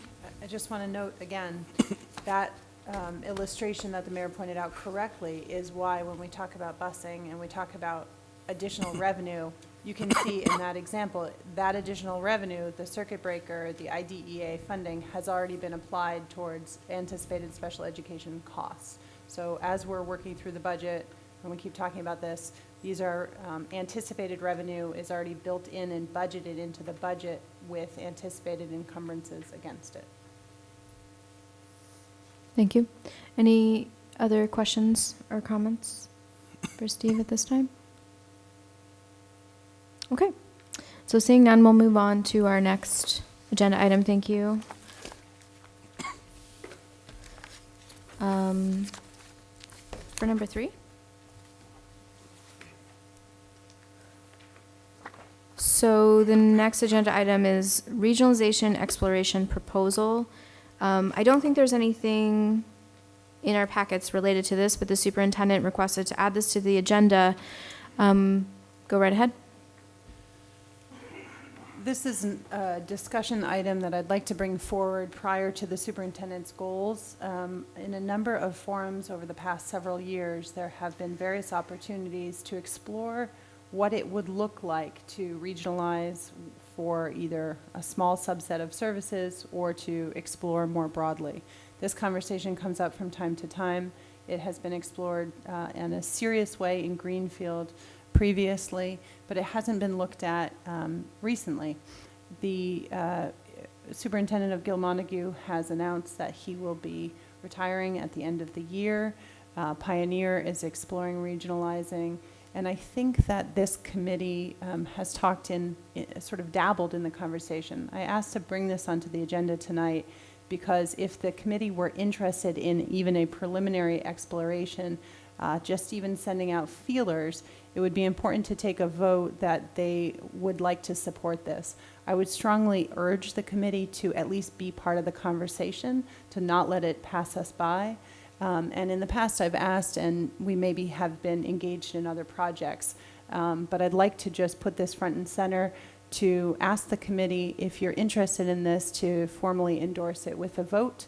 It could be informal. The superintendent can get some information, bring it back to the committee, and a more formal exploratory committee could be formed down the road if you felt it was appropriate.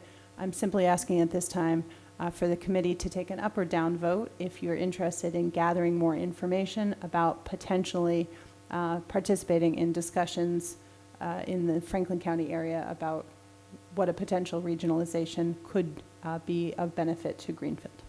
Thank you. Thanks, Superintendent. So a motion would sound something like approve or support or approve the superintendent's exploration of regionalization, or do you have some suggested wording? Sure, I would ask that the committee take a vote as to whether they would like the superintendent to do some preliminary exploration of regionalization. Mayor Martin. Yeah, I'm quite pleased to hear this. Been mentioning this for going on 7 years. The opportunity, several opportunities have passed us by in recent years, and to develop a regionalization approach, as I and other members have brought up several times, to have the superintendent make these moves in the other areas, is only beneficial to our district and all the other districts that are struggling. So I don't know what type of motion, but you can't be very specific, but I certainly support the regionalization effort, and there are multiple opportunities between Mohawk, Frontier, Pioneer, and Gilmontague to assist. Thank you, Mayor Martin. I see Member Johnson. I move that the superintendent do preliminary exploration of joining these discussions and exploring these possibilities, and to bring information back to the school committee Related to regionalization. related to regionalization. Is there a second? Second, tied by Member Ekstrom and Mayor Martin. Okay, any further discussion? Member Hollins. I'm probably going to vote against the motion. I want to say why. There's a difference. Regionalization means, the way we're talking about it, it means all the districts, all the towns come together under one board. That's the 1970s regional school model. And in that model, an individual town loses the say over its own school in its town. There are other models of sharing services on a regional basis other than this regionalization model. There's also the superintendency model, which is used in Frontier and Amherst and the Irving school unit, where the towns keep their own school committees and they share superintendent services. It's the primary model used in Vermont and New Hampshire. And that causes less infighting among the towns because you don't have one town voting to close something in another town. And then there's the school collaboration model, which is a third. We're only involved in one collaborative, but there could be a collaborative model of just sharing, for example, business services, where districts could come together. So the way this motion is worded, it's only looking at one thing, one form of regionalization. So I can't support it the way it's worded. But if we were going to vote to pursue collaborative regional service models, I could support it, because there's more than one model available, not just all coming together as one school district. Superintendent, did you intend this to be specific to the current definition legally of regionalized school districts in the state of Massachusetts? Yes. Thank you. In general, I tend to be against regionalization. I don't believe that there is a benefit to member districts. However, I'm going to support this. It might seem unusual. I'm supporting this because this is a preliminary look. And what I am really, really tired of is the tension, the conflict that comes up every year with budget time. It's true that these ideas pop up from time to time, and they tend to pop up at times that are completely inappropriate to be diving into a deep look as to what the cost benefit would be related to regionalizing. I do stand by, in general, I don't believe that we should regionalize, but I would like to see what comes out of a preliminary conversation. I think that's the right thing to do in terms of due diligence and as a leader in Franklin County to see if there may be other things that surface from this exploration. Yes, Superintendent? I just want to add one other note. The discussion that we've just had, just amongst 3 members, illustrates exactly why I'm calling for this vote. It has been suggested at various times. I have brought it up on numerous occasions, and I've asked for this committee to simply vote it if it would like me to explore it. Because this is a significant allocation of time and resources, and because it's important to our community, and it would be disingenuous of me to go out into the community and explore regionalization without the authority of this committee to do so, I actually do need the vote and formal endorsement to explore regionalization either for or against. And I think it will be helpful to have some information to bring back for some further discussion. So I do appreciate that there are people that are on all sides of this, and to be very clear, I think having the information will be important to see sort of the cost benefit of what benefit could come to Greenfield and what factors would be important to consider. So again, it's preliminary to bring back information that would be instructive to Greenfield. Are there any members other than Member Hollins and Mayor Martin that would like to speak to this before we return to them? Okay, I saw Member Hollins and then Mayor Martin, and then I think we should vote. I just want to make 2 points. I think, first of all, I don't think a city school system can regionalize with towns. That's first. I don't think that's possible. And so, and secondly, because of that, I don't think our own city superintendent should dedicate a lot of time to an issue that really affects towns according to this motion. However, I would support our having a task force looking at regionalized business services, but if we're not able to regionalize with smaller towns, I don't see having our superintendent spend more time at meetings out of the district on something I don't think we're able to do. And it sounded like the authorization, I'm not against finding information on how districts may work together, but your motion is specific to regionalizing, spending time, taking the position that Greenfield is interested in regionalization. I think it's an unwise motion. Mayor Martin. I thank Member Hollins for bringing up this specificity of the sharing services. Regionalization, particularly school districts, has become virtually a cliche of the last 2 decades. It's been booted around, kicked around, caucuses formed, and really nothing has come of it as far as regionalizing and consolidating school districts. And that's primarily because of a number of strong collective groups that I won't mention.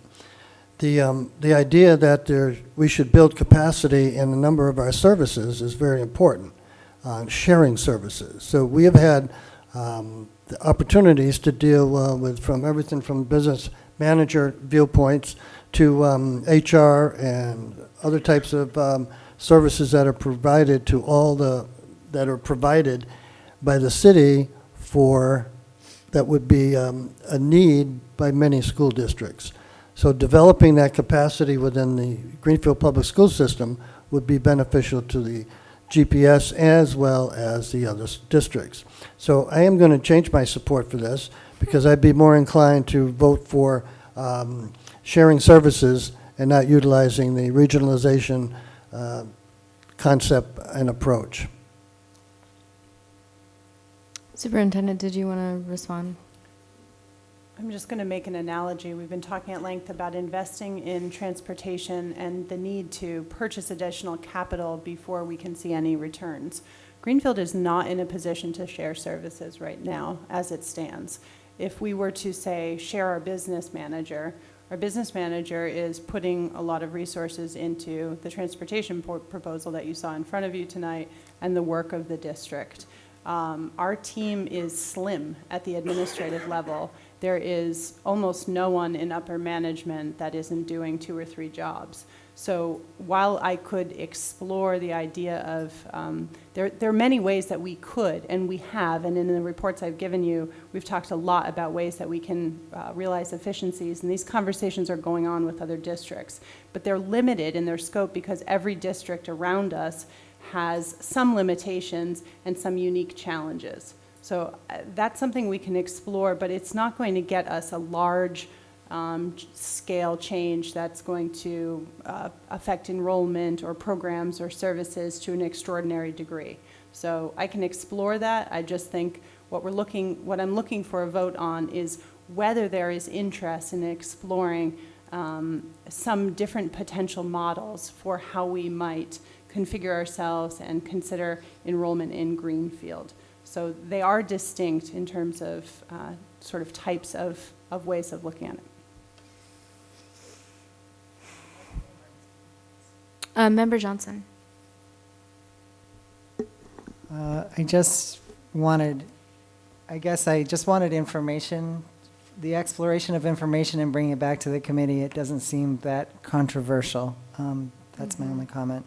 And I forget our rules of order, but I think we have a limit of 2 turns per person with a limit on number of minutes. So I can make a motion to Well, there's a motion on the table. well, to call the question, or we can follow the rules of order, but one way or another, I think we should stop talking about this. Okay. Glenn's calling the question. Are you calling the question, Glenn? I move to call the question. Okay, is there a second? Second. Great. We're voting now to call the question. All those in favor of calling the question? Aye. No. Anyone opposed? Mayor Martin is opposed. Any abstentions? Okay, so two opposed, 4 yes to call the question.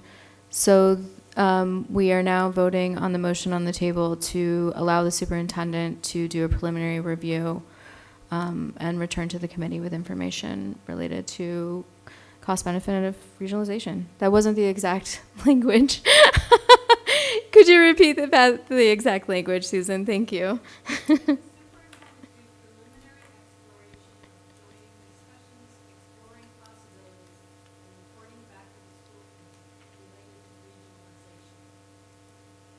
Okay, all those in favor? Aye. Anyone opposed? Are you an aye? Mayor Martin is an aye. Anyone opposed?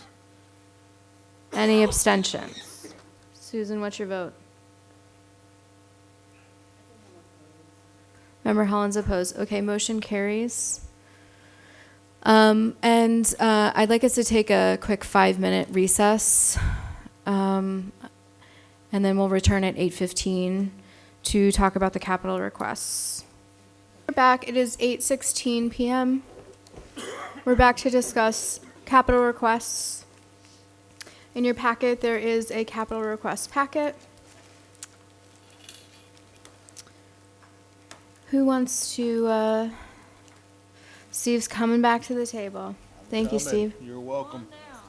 Come on down. So superintendent requested that Steve start us off, and then we will go from there. Okay. It looks like this. Lots of words on a page. Yep. very small words. Okay. That, basically what you have in front of you is a listing of capital projects. As you know, a lot of our capital projects kind of float from, I'm sorry. A lot of our capital projects float from year to year. Some of these you've seen before, some of them are new. You'll see a considerable amount for technology. Technology is becoming a greater and greater issue, especially with MCAS being done on Chromebooks and the Chromebooks reaching their end of their useful life. And then we have some estimated costs at the end of that. In the spreadsheet that was sent out on the tabs below, what you'll see is the FY21 requests as well as the 5-year plans, any type of open projects. There are a few out there with safety grants, and then some information on technology.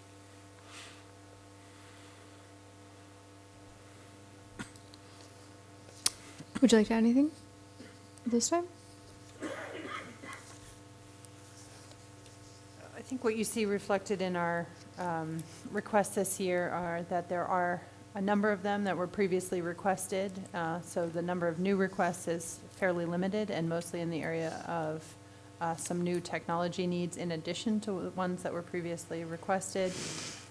We have several significant paving projects, and most of the requests here are safety related. They're related to fencing or things that are in disrepair.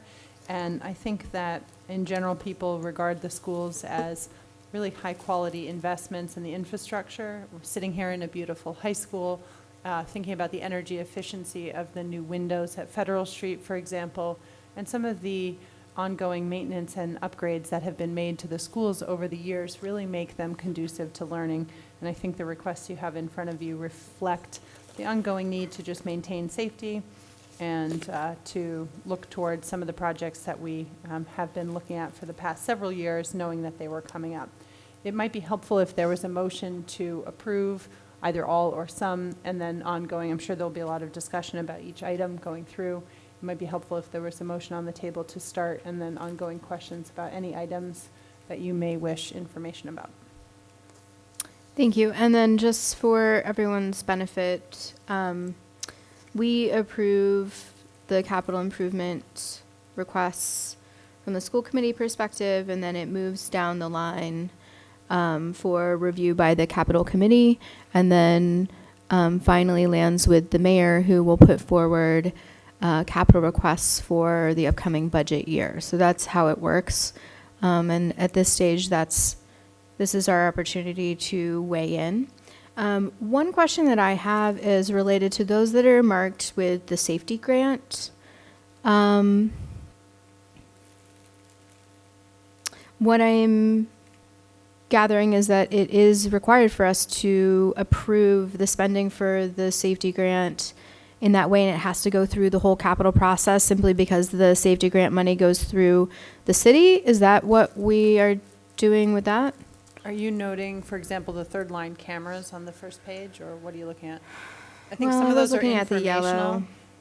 Okay. So the third line on the first page says cameras, and they're requested for safety, but it actually indicates that they were covered under the previously awarded grant, so then they're zeroed out in the cost. Cool. So I Perfect. apologize if that wasn't clear, but essentially the $60,000 in safety grant money that we received from Governor Baker has replaced new keys, new swipes, rotted out doors, and has added additional camera equipment at several important key points. And those have reduced capital requests dollar for dollar, so that the requests in front of you take that into consideration.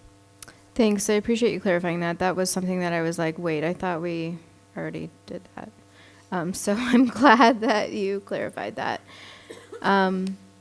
Okay, so then this first page here, with all the fine print and the total of $1.4 million, is the recommended capital request to put forward for FY21? Okay. Superintendent said that's correct. Okay, so to start us off, I'll go ahead and move to support the capital request for FY21 with, as presented, with a sum total of $1,405,215. Is there a second? Second by Member Ekstrom. A question I have about this is we often will bundle things that may not meet the minimum requirement for capital expenses. Is that the intent with some of these that are lower value? Exactly. Some of them have been bundled like items. For example, some significant painting needs for exterior that falls outside of the normal scope of what we can do with summer painting.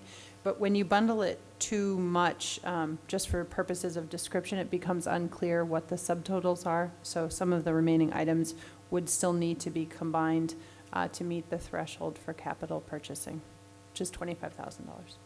And then would you say that your priorities would be to prioritize what was previously requested? Items that were previously requested that fall under safety are our priority.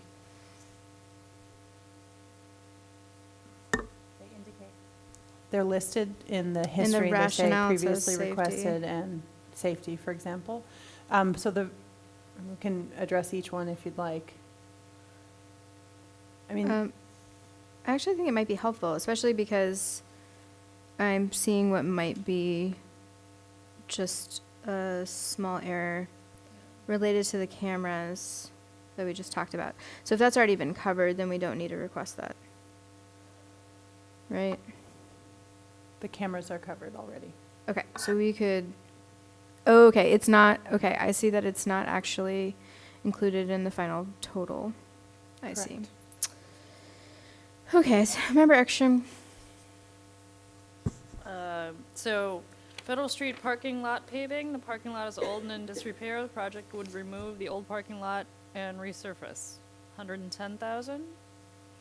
Directly underneath that line says Chromebook and MCAS testing. We cannot blah, blah, blah, blah, blah, blah. There's no cost associated with that statement, nor does it have a project or any history associated with it.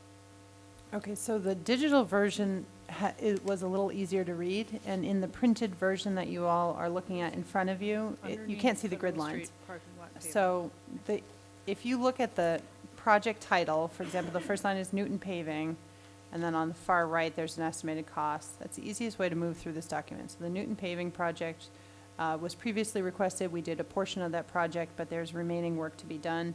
The estimated cost is $82,500. The next is the district-wide asbestos abatement of $50,000.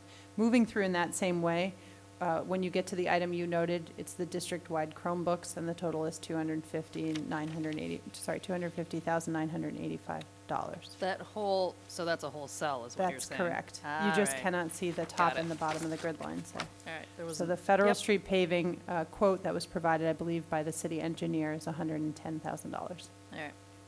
Thank you.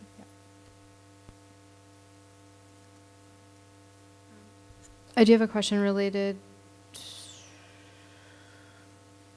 Nope, I don't actually, never mind, thank you. Any other questions, comments at this time?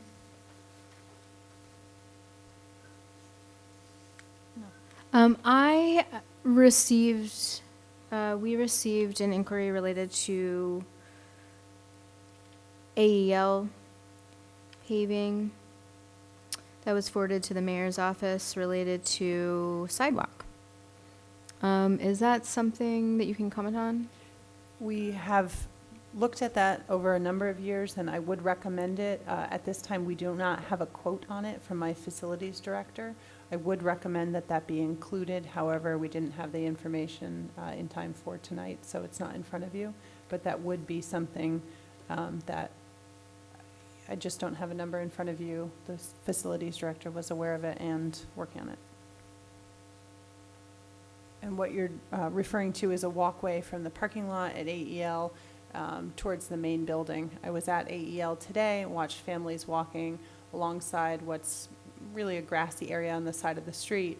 But in the winter, that becomes an area that you can't walk on the grassy part because there's snow, and then parents are walking in the road with 3-year-olds and 4-year-olds. And so there was an inquiry about installing a sidewalk along that area, which I would highly recommend for safety reasons. So is there a way that we could include that somehow at this point in the process? Or what would that look like if we wanted to make an amendment or include something without an estimate?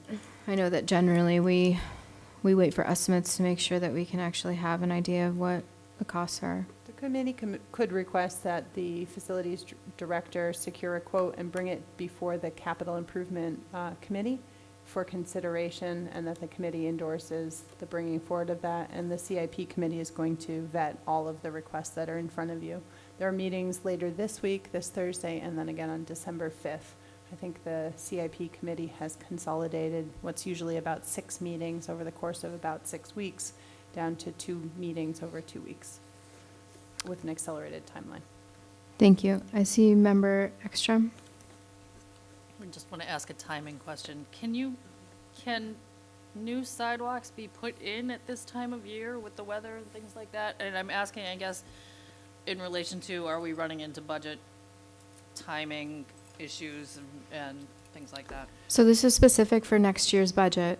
So this gets put forward, the capital requests get put forward as part of the city's overall budget for next year.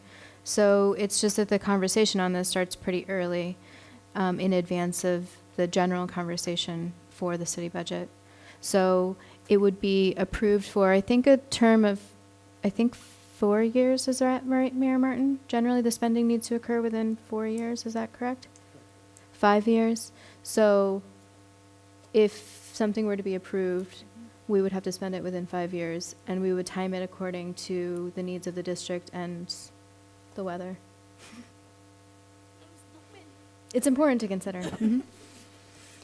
Are there other questions, comments, other things?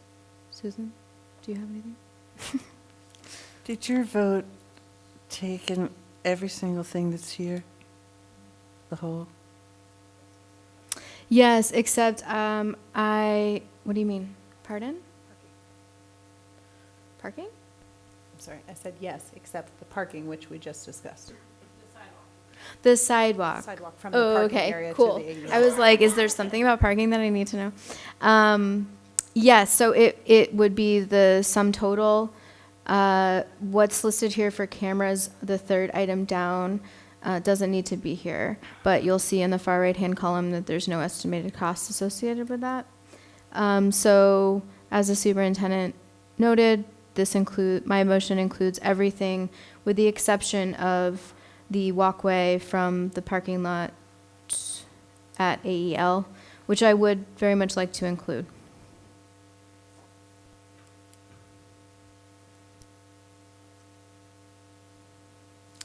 And your motion's on the floor at the moment, right? Yes, it is. Would you consider a motion that listed like first priority, second priority, third priority? Because if we don't, at some other level in the city, someone else is going to decide what's a priority. Probably.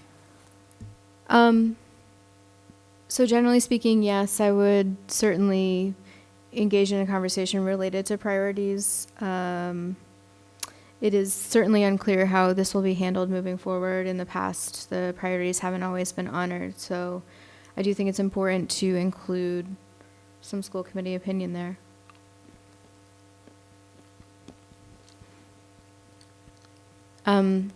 Superintendent, are there any particular items on here that you definitely want to see move forward? As I indicated before, there's some real safety indications. Oh, yes. And, those fall into different categories. It can look like stair treads. It may sound simple, but if we have students tripping on stair treads at the middle school in areas that are still to be done, then we have a safety hazard there. It can also look like the parking, and you know, when we have parking lots in disrepair, of course, that is problematic. So that is really a significant area, and some of these other have to do with accessibility. I just want to note about the technology. Technology is a tricky area because it is increasingly something that we rely on to provide the equipment that students need. In much the same way that we need some of the infrastructure and as a backbone to our district. And there is requirements for purchasing that include that they last at least 5 years and it be a physical product essentially that's part of the school district. Our equipment is regularly in use for 5 years or more. Most of the technology that's on this list has been in our buildings for at least as long as I've been here, longer. So we're looking at computer labs that have been here 7 years, 8 years, 9 years, 10 years. And they're really well past their useful life. They're quite slow, and we run into security issues with them. So I do want to note that while we recognize that funds are limited at the capital level, the committee needs to sort of grapple with the idea of technology as a necessary but unpredictable part of our budget. So I would look in priority at certainly the paving, certainly the safety-related items that are here, and a modest prioritization of the technology infrastructure that we depend on for critical security issues as well. Could you comment briefly on the fourth item down, the ADA accessibility item? It was my understanding that there was funding previously earmarked for this with the support of the mayor. Can you give us an update on that, or if I'm recalling this incorrectly? You're recalling it correctly. The mayor may be able to provide more updates. We're looking to schedule a meeting on this item currently to make sure that it's quickly resolved and that we can identify a funding source. It is not funded out of a block grant fund, so we do need to identify a funding source for it, but either way, that work is being completed. So, does it need to be here on the request? Maybe that might be a question for the mayor. Does the fourth line, the four corners, accessibility, ADA, OCR compliance, that you had previously earmarked some funding for, and I believe there's additional conversation that needs to be had around it right now, that's literally in action right now. Does this item need to be on this request for next year? It looks like it is, isn't it? I see it here. So we've had a number of emails in the past 2 weeks on this between the superintendent, myself, and you, Madam Chair, and maybe others. I don't know who else is copied. But we most recently have been working with the ADA director for Greenfield, and that was to be paid by either the grant or the unrestricted program funds. So until we get a cost, it's been encumbered at $9,000. It looks like it's $50,000 here, if I'm reading it correctly. Well, it must be. There's one above and below. So I think coordination with, since we want to do this publicly, we could have the superintendent coordinate with Alan and have him get in touch with George, and then we can, with the invoice and the cost of the chair, the ongoing architect questions are unanswered. They need to be answered, I believe, on storage, where that is to be stored in the Four Corners area, library area. So to clarify, as you just noted, there's conversation about this now. Does this need to be included in our capital requests for next year? It sounds as if it does not. If there are identified funds, I'm happy to remove it from capital. Right. So I would probably delete it from capital, but it would be a safeguard to bring the capital committee up to date on where it is and why it's needed. That's exactly why it's here. Okay. Thank you.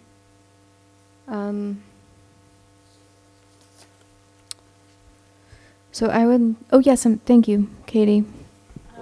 I have a quick question about the technology.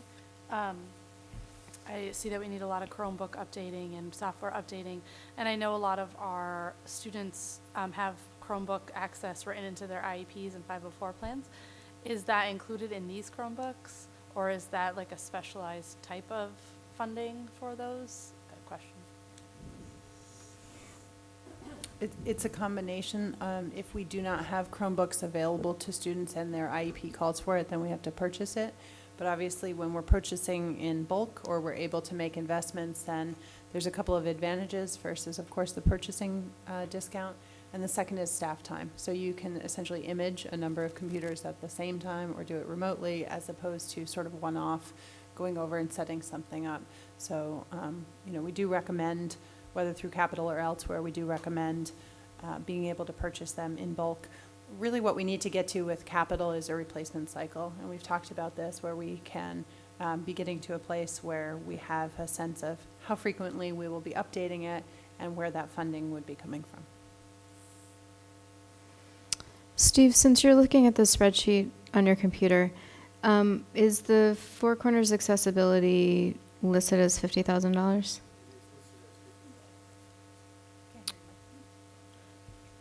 Yeah, it is.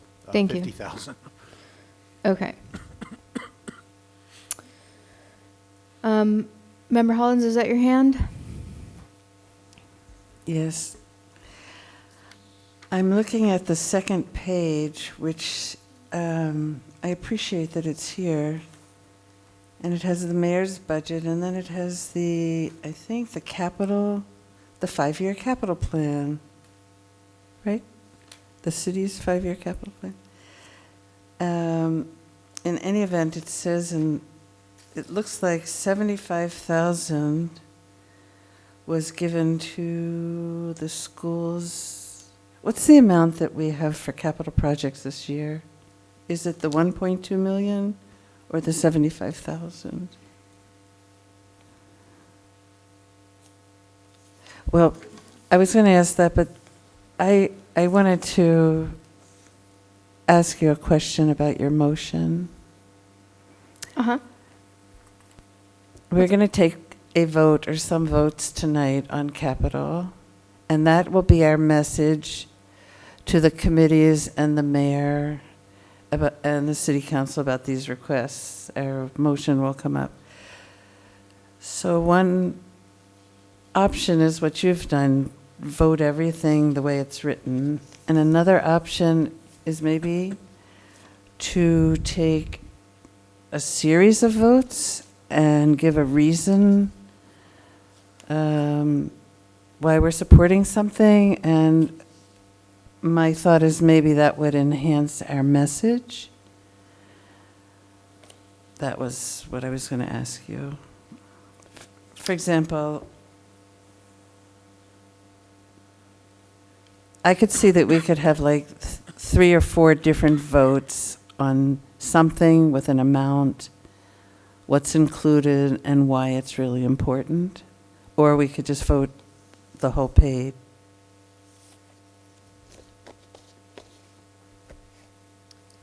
Okay, thank you. Member Johnson. I think that the descriptions for why, the short description for each item is pretty compelling. I don't see a need to go through item by item to state a case to the council about it. I think what I'm imagining is we would vote on this as a whole, and then I think I heard a couple other things we'd need to do to it. For example, removing one of the items and setting priorities on some items. So I see that as happening after the first motion.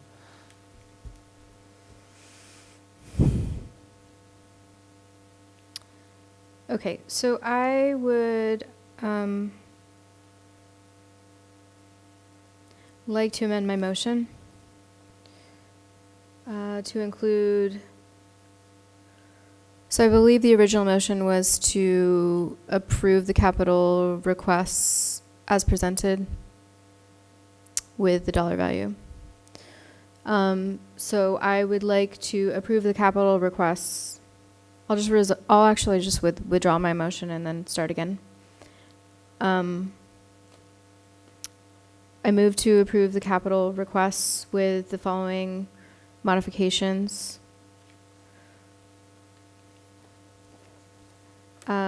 Removal of the third item, cameras. Removal of the fourth item, Four Corners accessibility. And for the record, that's not because I don't support that project, it's because we determined it shouldn't be here. The addition of including an estimate for a review, or I'm sorry, an estimate for a walkway from the parking area at AEL. And to prioritize the items listed as corresponding to student safety. Second. Thank you. And then my understanding is that we will come out to roughly the same amount, $1.4 million. It's unclear because we don't have an estimate on the walkway. With the removal of the $50,000, that would be $1,355,215.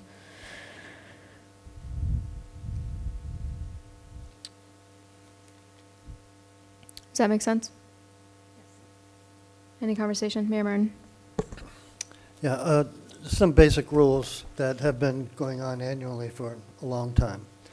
The Capital Improvement Committee takes the requests by priority. So if you don't have a priority for it, or if it's all number one priority, then it's pretty hard to decipher what exactly the school committee is looking at. There's also a basement for the approaches. It's $25,000, and you can't combine 3 or 4 or 5 different items to equal $26,000 because that's circumventing the law. So each item has to be above $25,000 and be in existence for at least 5 years. There are some other longer term for it being in existence that involve larger purchases. So that's the best I can say, but we have people here who have been to the committee before, and that's the process. This front page, if this is it's all apparently previously requested, this must be very hard for the school committee to figure out what it's doing. The other budgets, the other listings on the 398 or 398, I don't know what that means. There's a combination of projects that are 5, 6 years old and a combination of things that have been completed. There's something on here about a vehicle purchase for $70,000. I think we did that 8 months ago. Didn't you use that, I think, Steve, that particular? I'm not either. Projects and balances as of 10/31, it says at the top. So some of these have been used, some of them have been rescinded, some of them have been completed.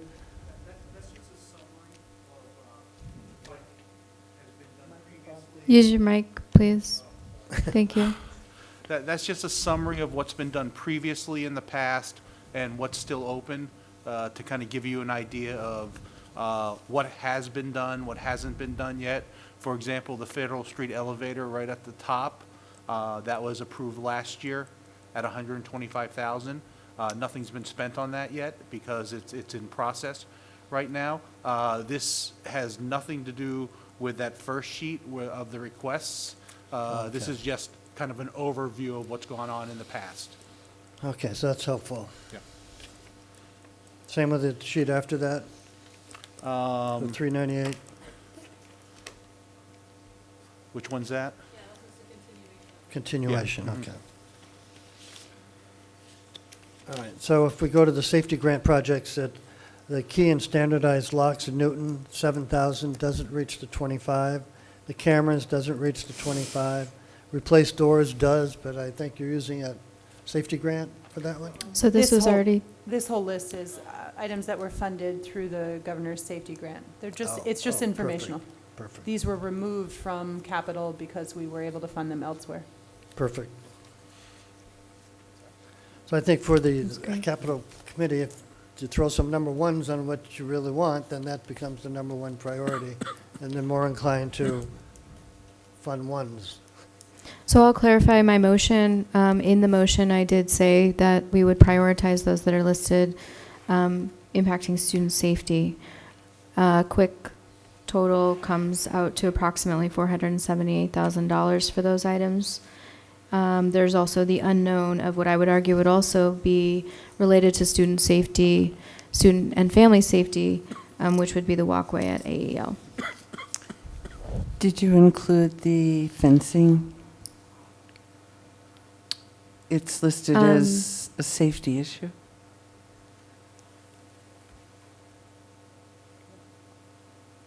Which fencing? At the bottom of the page, it talks about replacing fancy, rusty, broken, unsafe. Adequate fencing provides safety and security. There's several items. I'm just asking if that's included in your total of issues addressing student safety. Are you specifically asking if all of the items, all of the fencing items are included in my student safety? Sum In total? your total, you just gave a total amount, and I was asking if the fencing was included in your total. No, it is not, thank you. And there are 3 line items that include fencing. I was I would ask using you the to rationale column where safety is specifically listed. I would ask you to consider including the fencing, because that's how people can get onto the grounds. I accept that amendment. Glenn, are you okay with that? Super. Yes.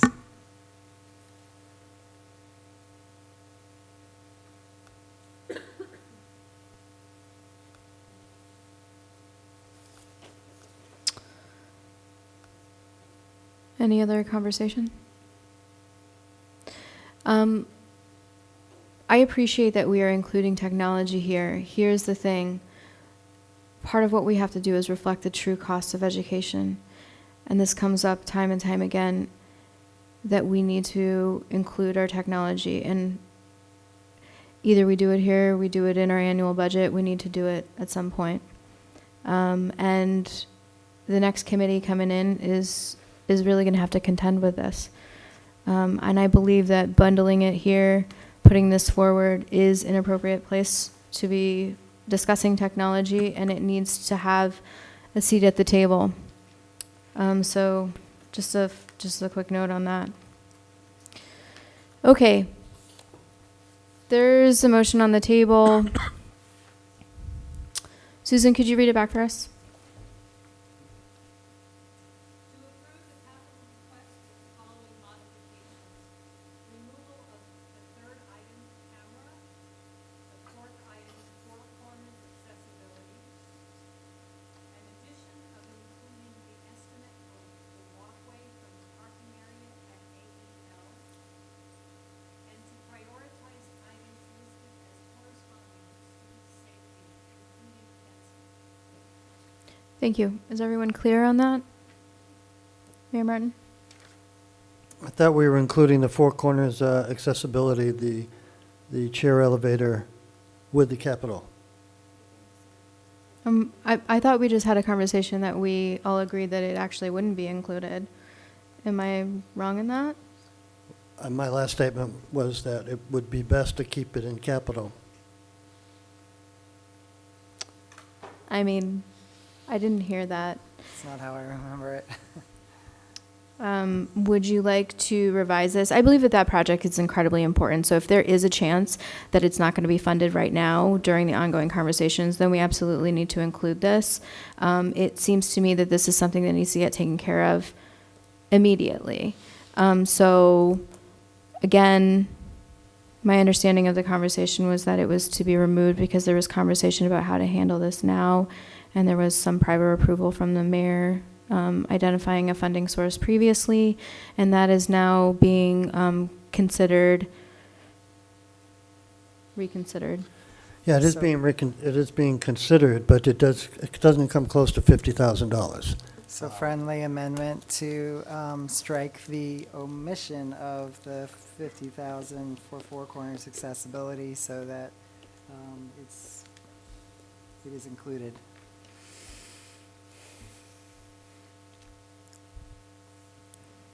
I'll accept your amendment, but I want to just say that, first of all, it's really confusing to hear two messages in one conversation. I find this really concerning. It's not the first time that this has happened. And then secondly, this is a project that needs to be prioritized. So by including it in the capital requests, I do not want this to be pushed further down the line. This is something that needs to be addressed. So, I'm reluctantly including it because I feel like it has to be addressed at some point. And if it's not going to get addressed immediately, then we definitely need to have this in the conversation. Superintendent. What I heard the mayor say earlier is that the benefit of including it is as a fail-safe. Yep. So I would support including it only as a fail-safe, but I believe this ADA complaint goes back about 8 years now, perhaps longer. And the idea here was to resolve it fully. We have a new ADA compliance officer who's trying to close it out. And I think the school department was looking to the city procurement for help in doing this, and we really don't have a cost. So we actually don't know if it meets the criteria for capital. As the mayor indicated, if it's less than $25,000, which he suspects that it is, it won't meet the criteria at any rate. So I'm okay with leaving it here by way of having a discussion with the Capital Improvement Committee. I do want to note that I sit on the CIP meetings, so it doesn't go directly to the mayor or the council, it goes to the CIP. Jean Wall is here. She's served as chair of CIP for many years and gone through that process as well. And it's a really robust discussion about each item, what the priorities are, what the need is, and of course every need is balanced with other city needs. So I would expect that if it's left on the list, there would be a discussion about the fact that this is in progress and can't wait until after July 1 of next year at any rate, and may not qualify, but would serve as a message, essentially telescope to the committee. Thank you. Okay, I think we might be ready. Any other conversation? Susan, just for fun, could you read back the motion and then we'll take a vote? Super. To approve the capital request with the following modifications. Removal of the third item, cameras. The addition of including an estimate for a walkway from the parking lot at AEL.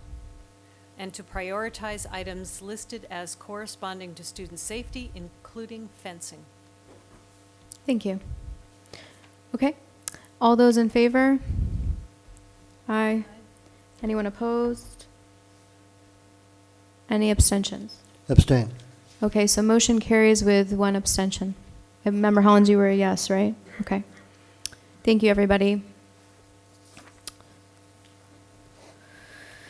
Okay.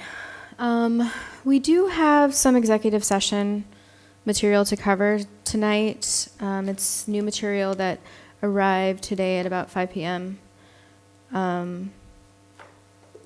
Corresponding to the item on the agenda. I can't find my agenda. Prior to that, we have, thanks. We do have on here policy first reading, complete section B. I know we would all be disappointed if we tabled that. And then there's also, just quickly, I did want to touch on December meetings. So my estimate is that we can cover executive session material in about 30 minutes. What are we thinking? What are y'all thinking related to policy? Yeah, I don't member Ekstrom's moving to table policy. like to make a motion to table our policy discussion to a further date. Second. Second by Member Hollins. Great. All those in favor of tabling policy till? I believe on a motion to table, there's not, right? Is there? Have it with you. I know. Take a look. Thanks, Susan. Motion to postpone, refer, amend. It's not that easy to read, unfortunately. Lay on the table, requires a second, it's not debatable. Thanks for the confirmation. All those in favor of tabling policy until probably our next meeting. We'll be looking at December. Okay. All those in favor? Anyone opposed? One opposed. Mayor, you were a yes, right? Okay. So motion carries to table. Sorry, Glenn. I know how you feel. Okay, so related to December meetings. Can I just make a comment on that before? May I please?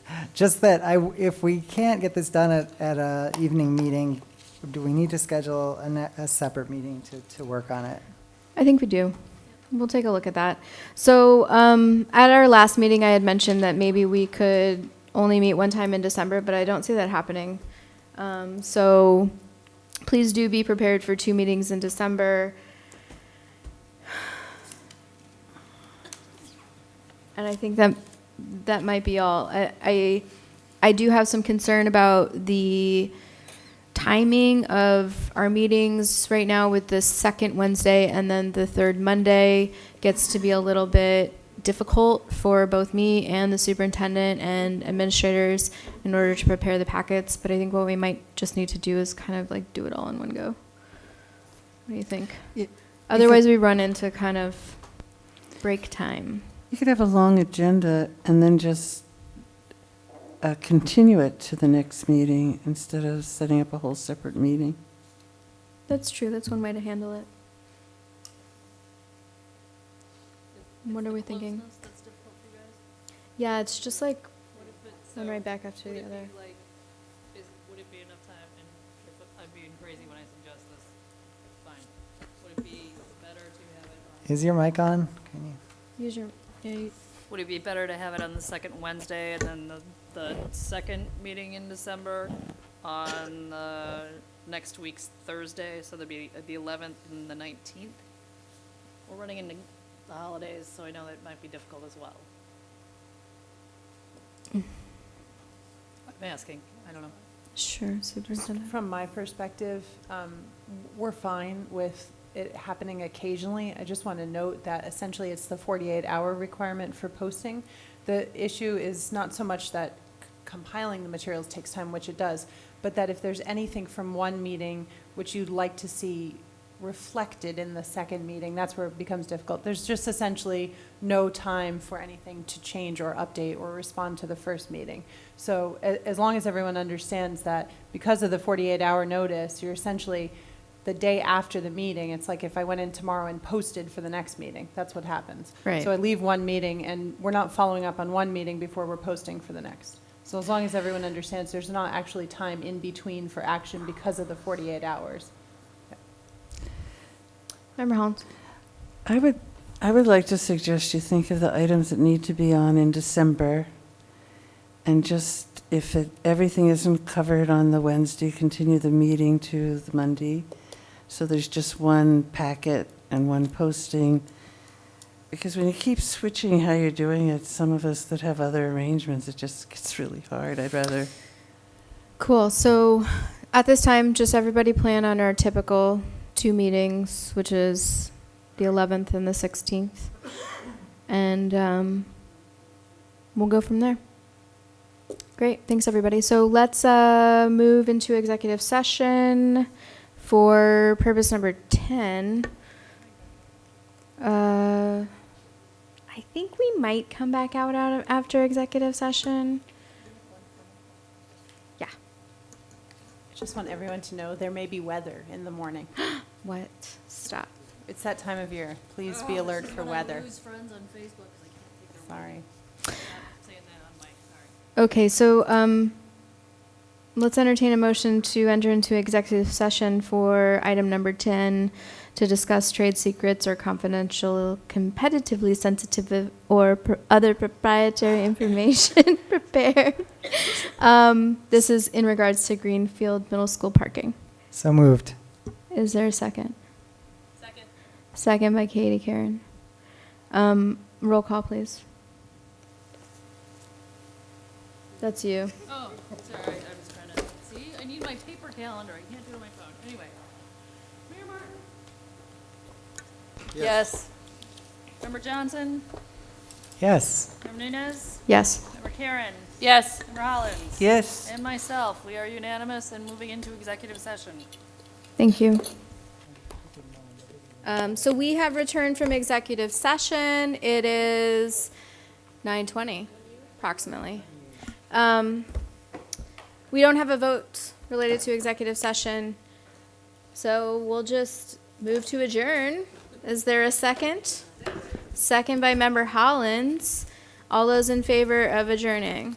Aye. Aye. I believe that was unanimous. Thank you, everyone, for a wonderful, wonderful night.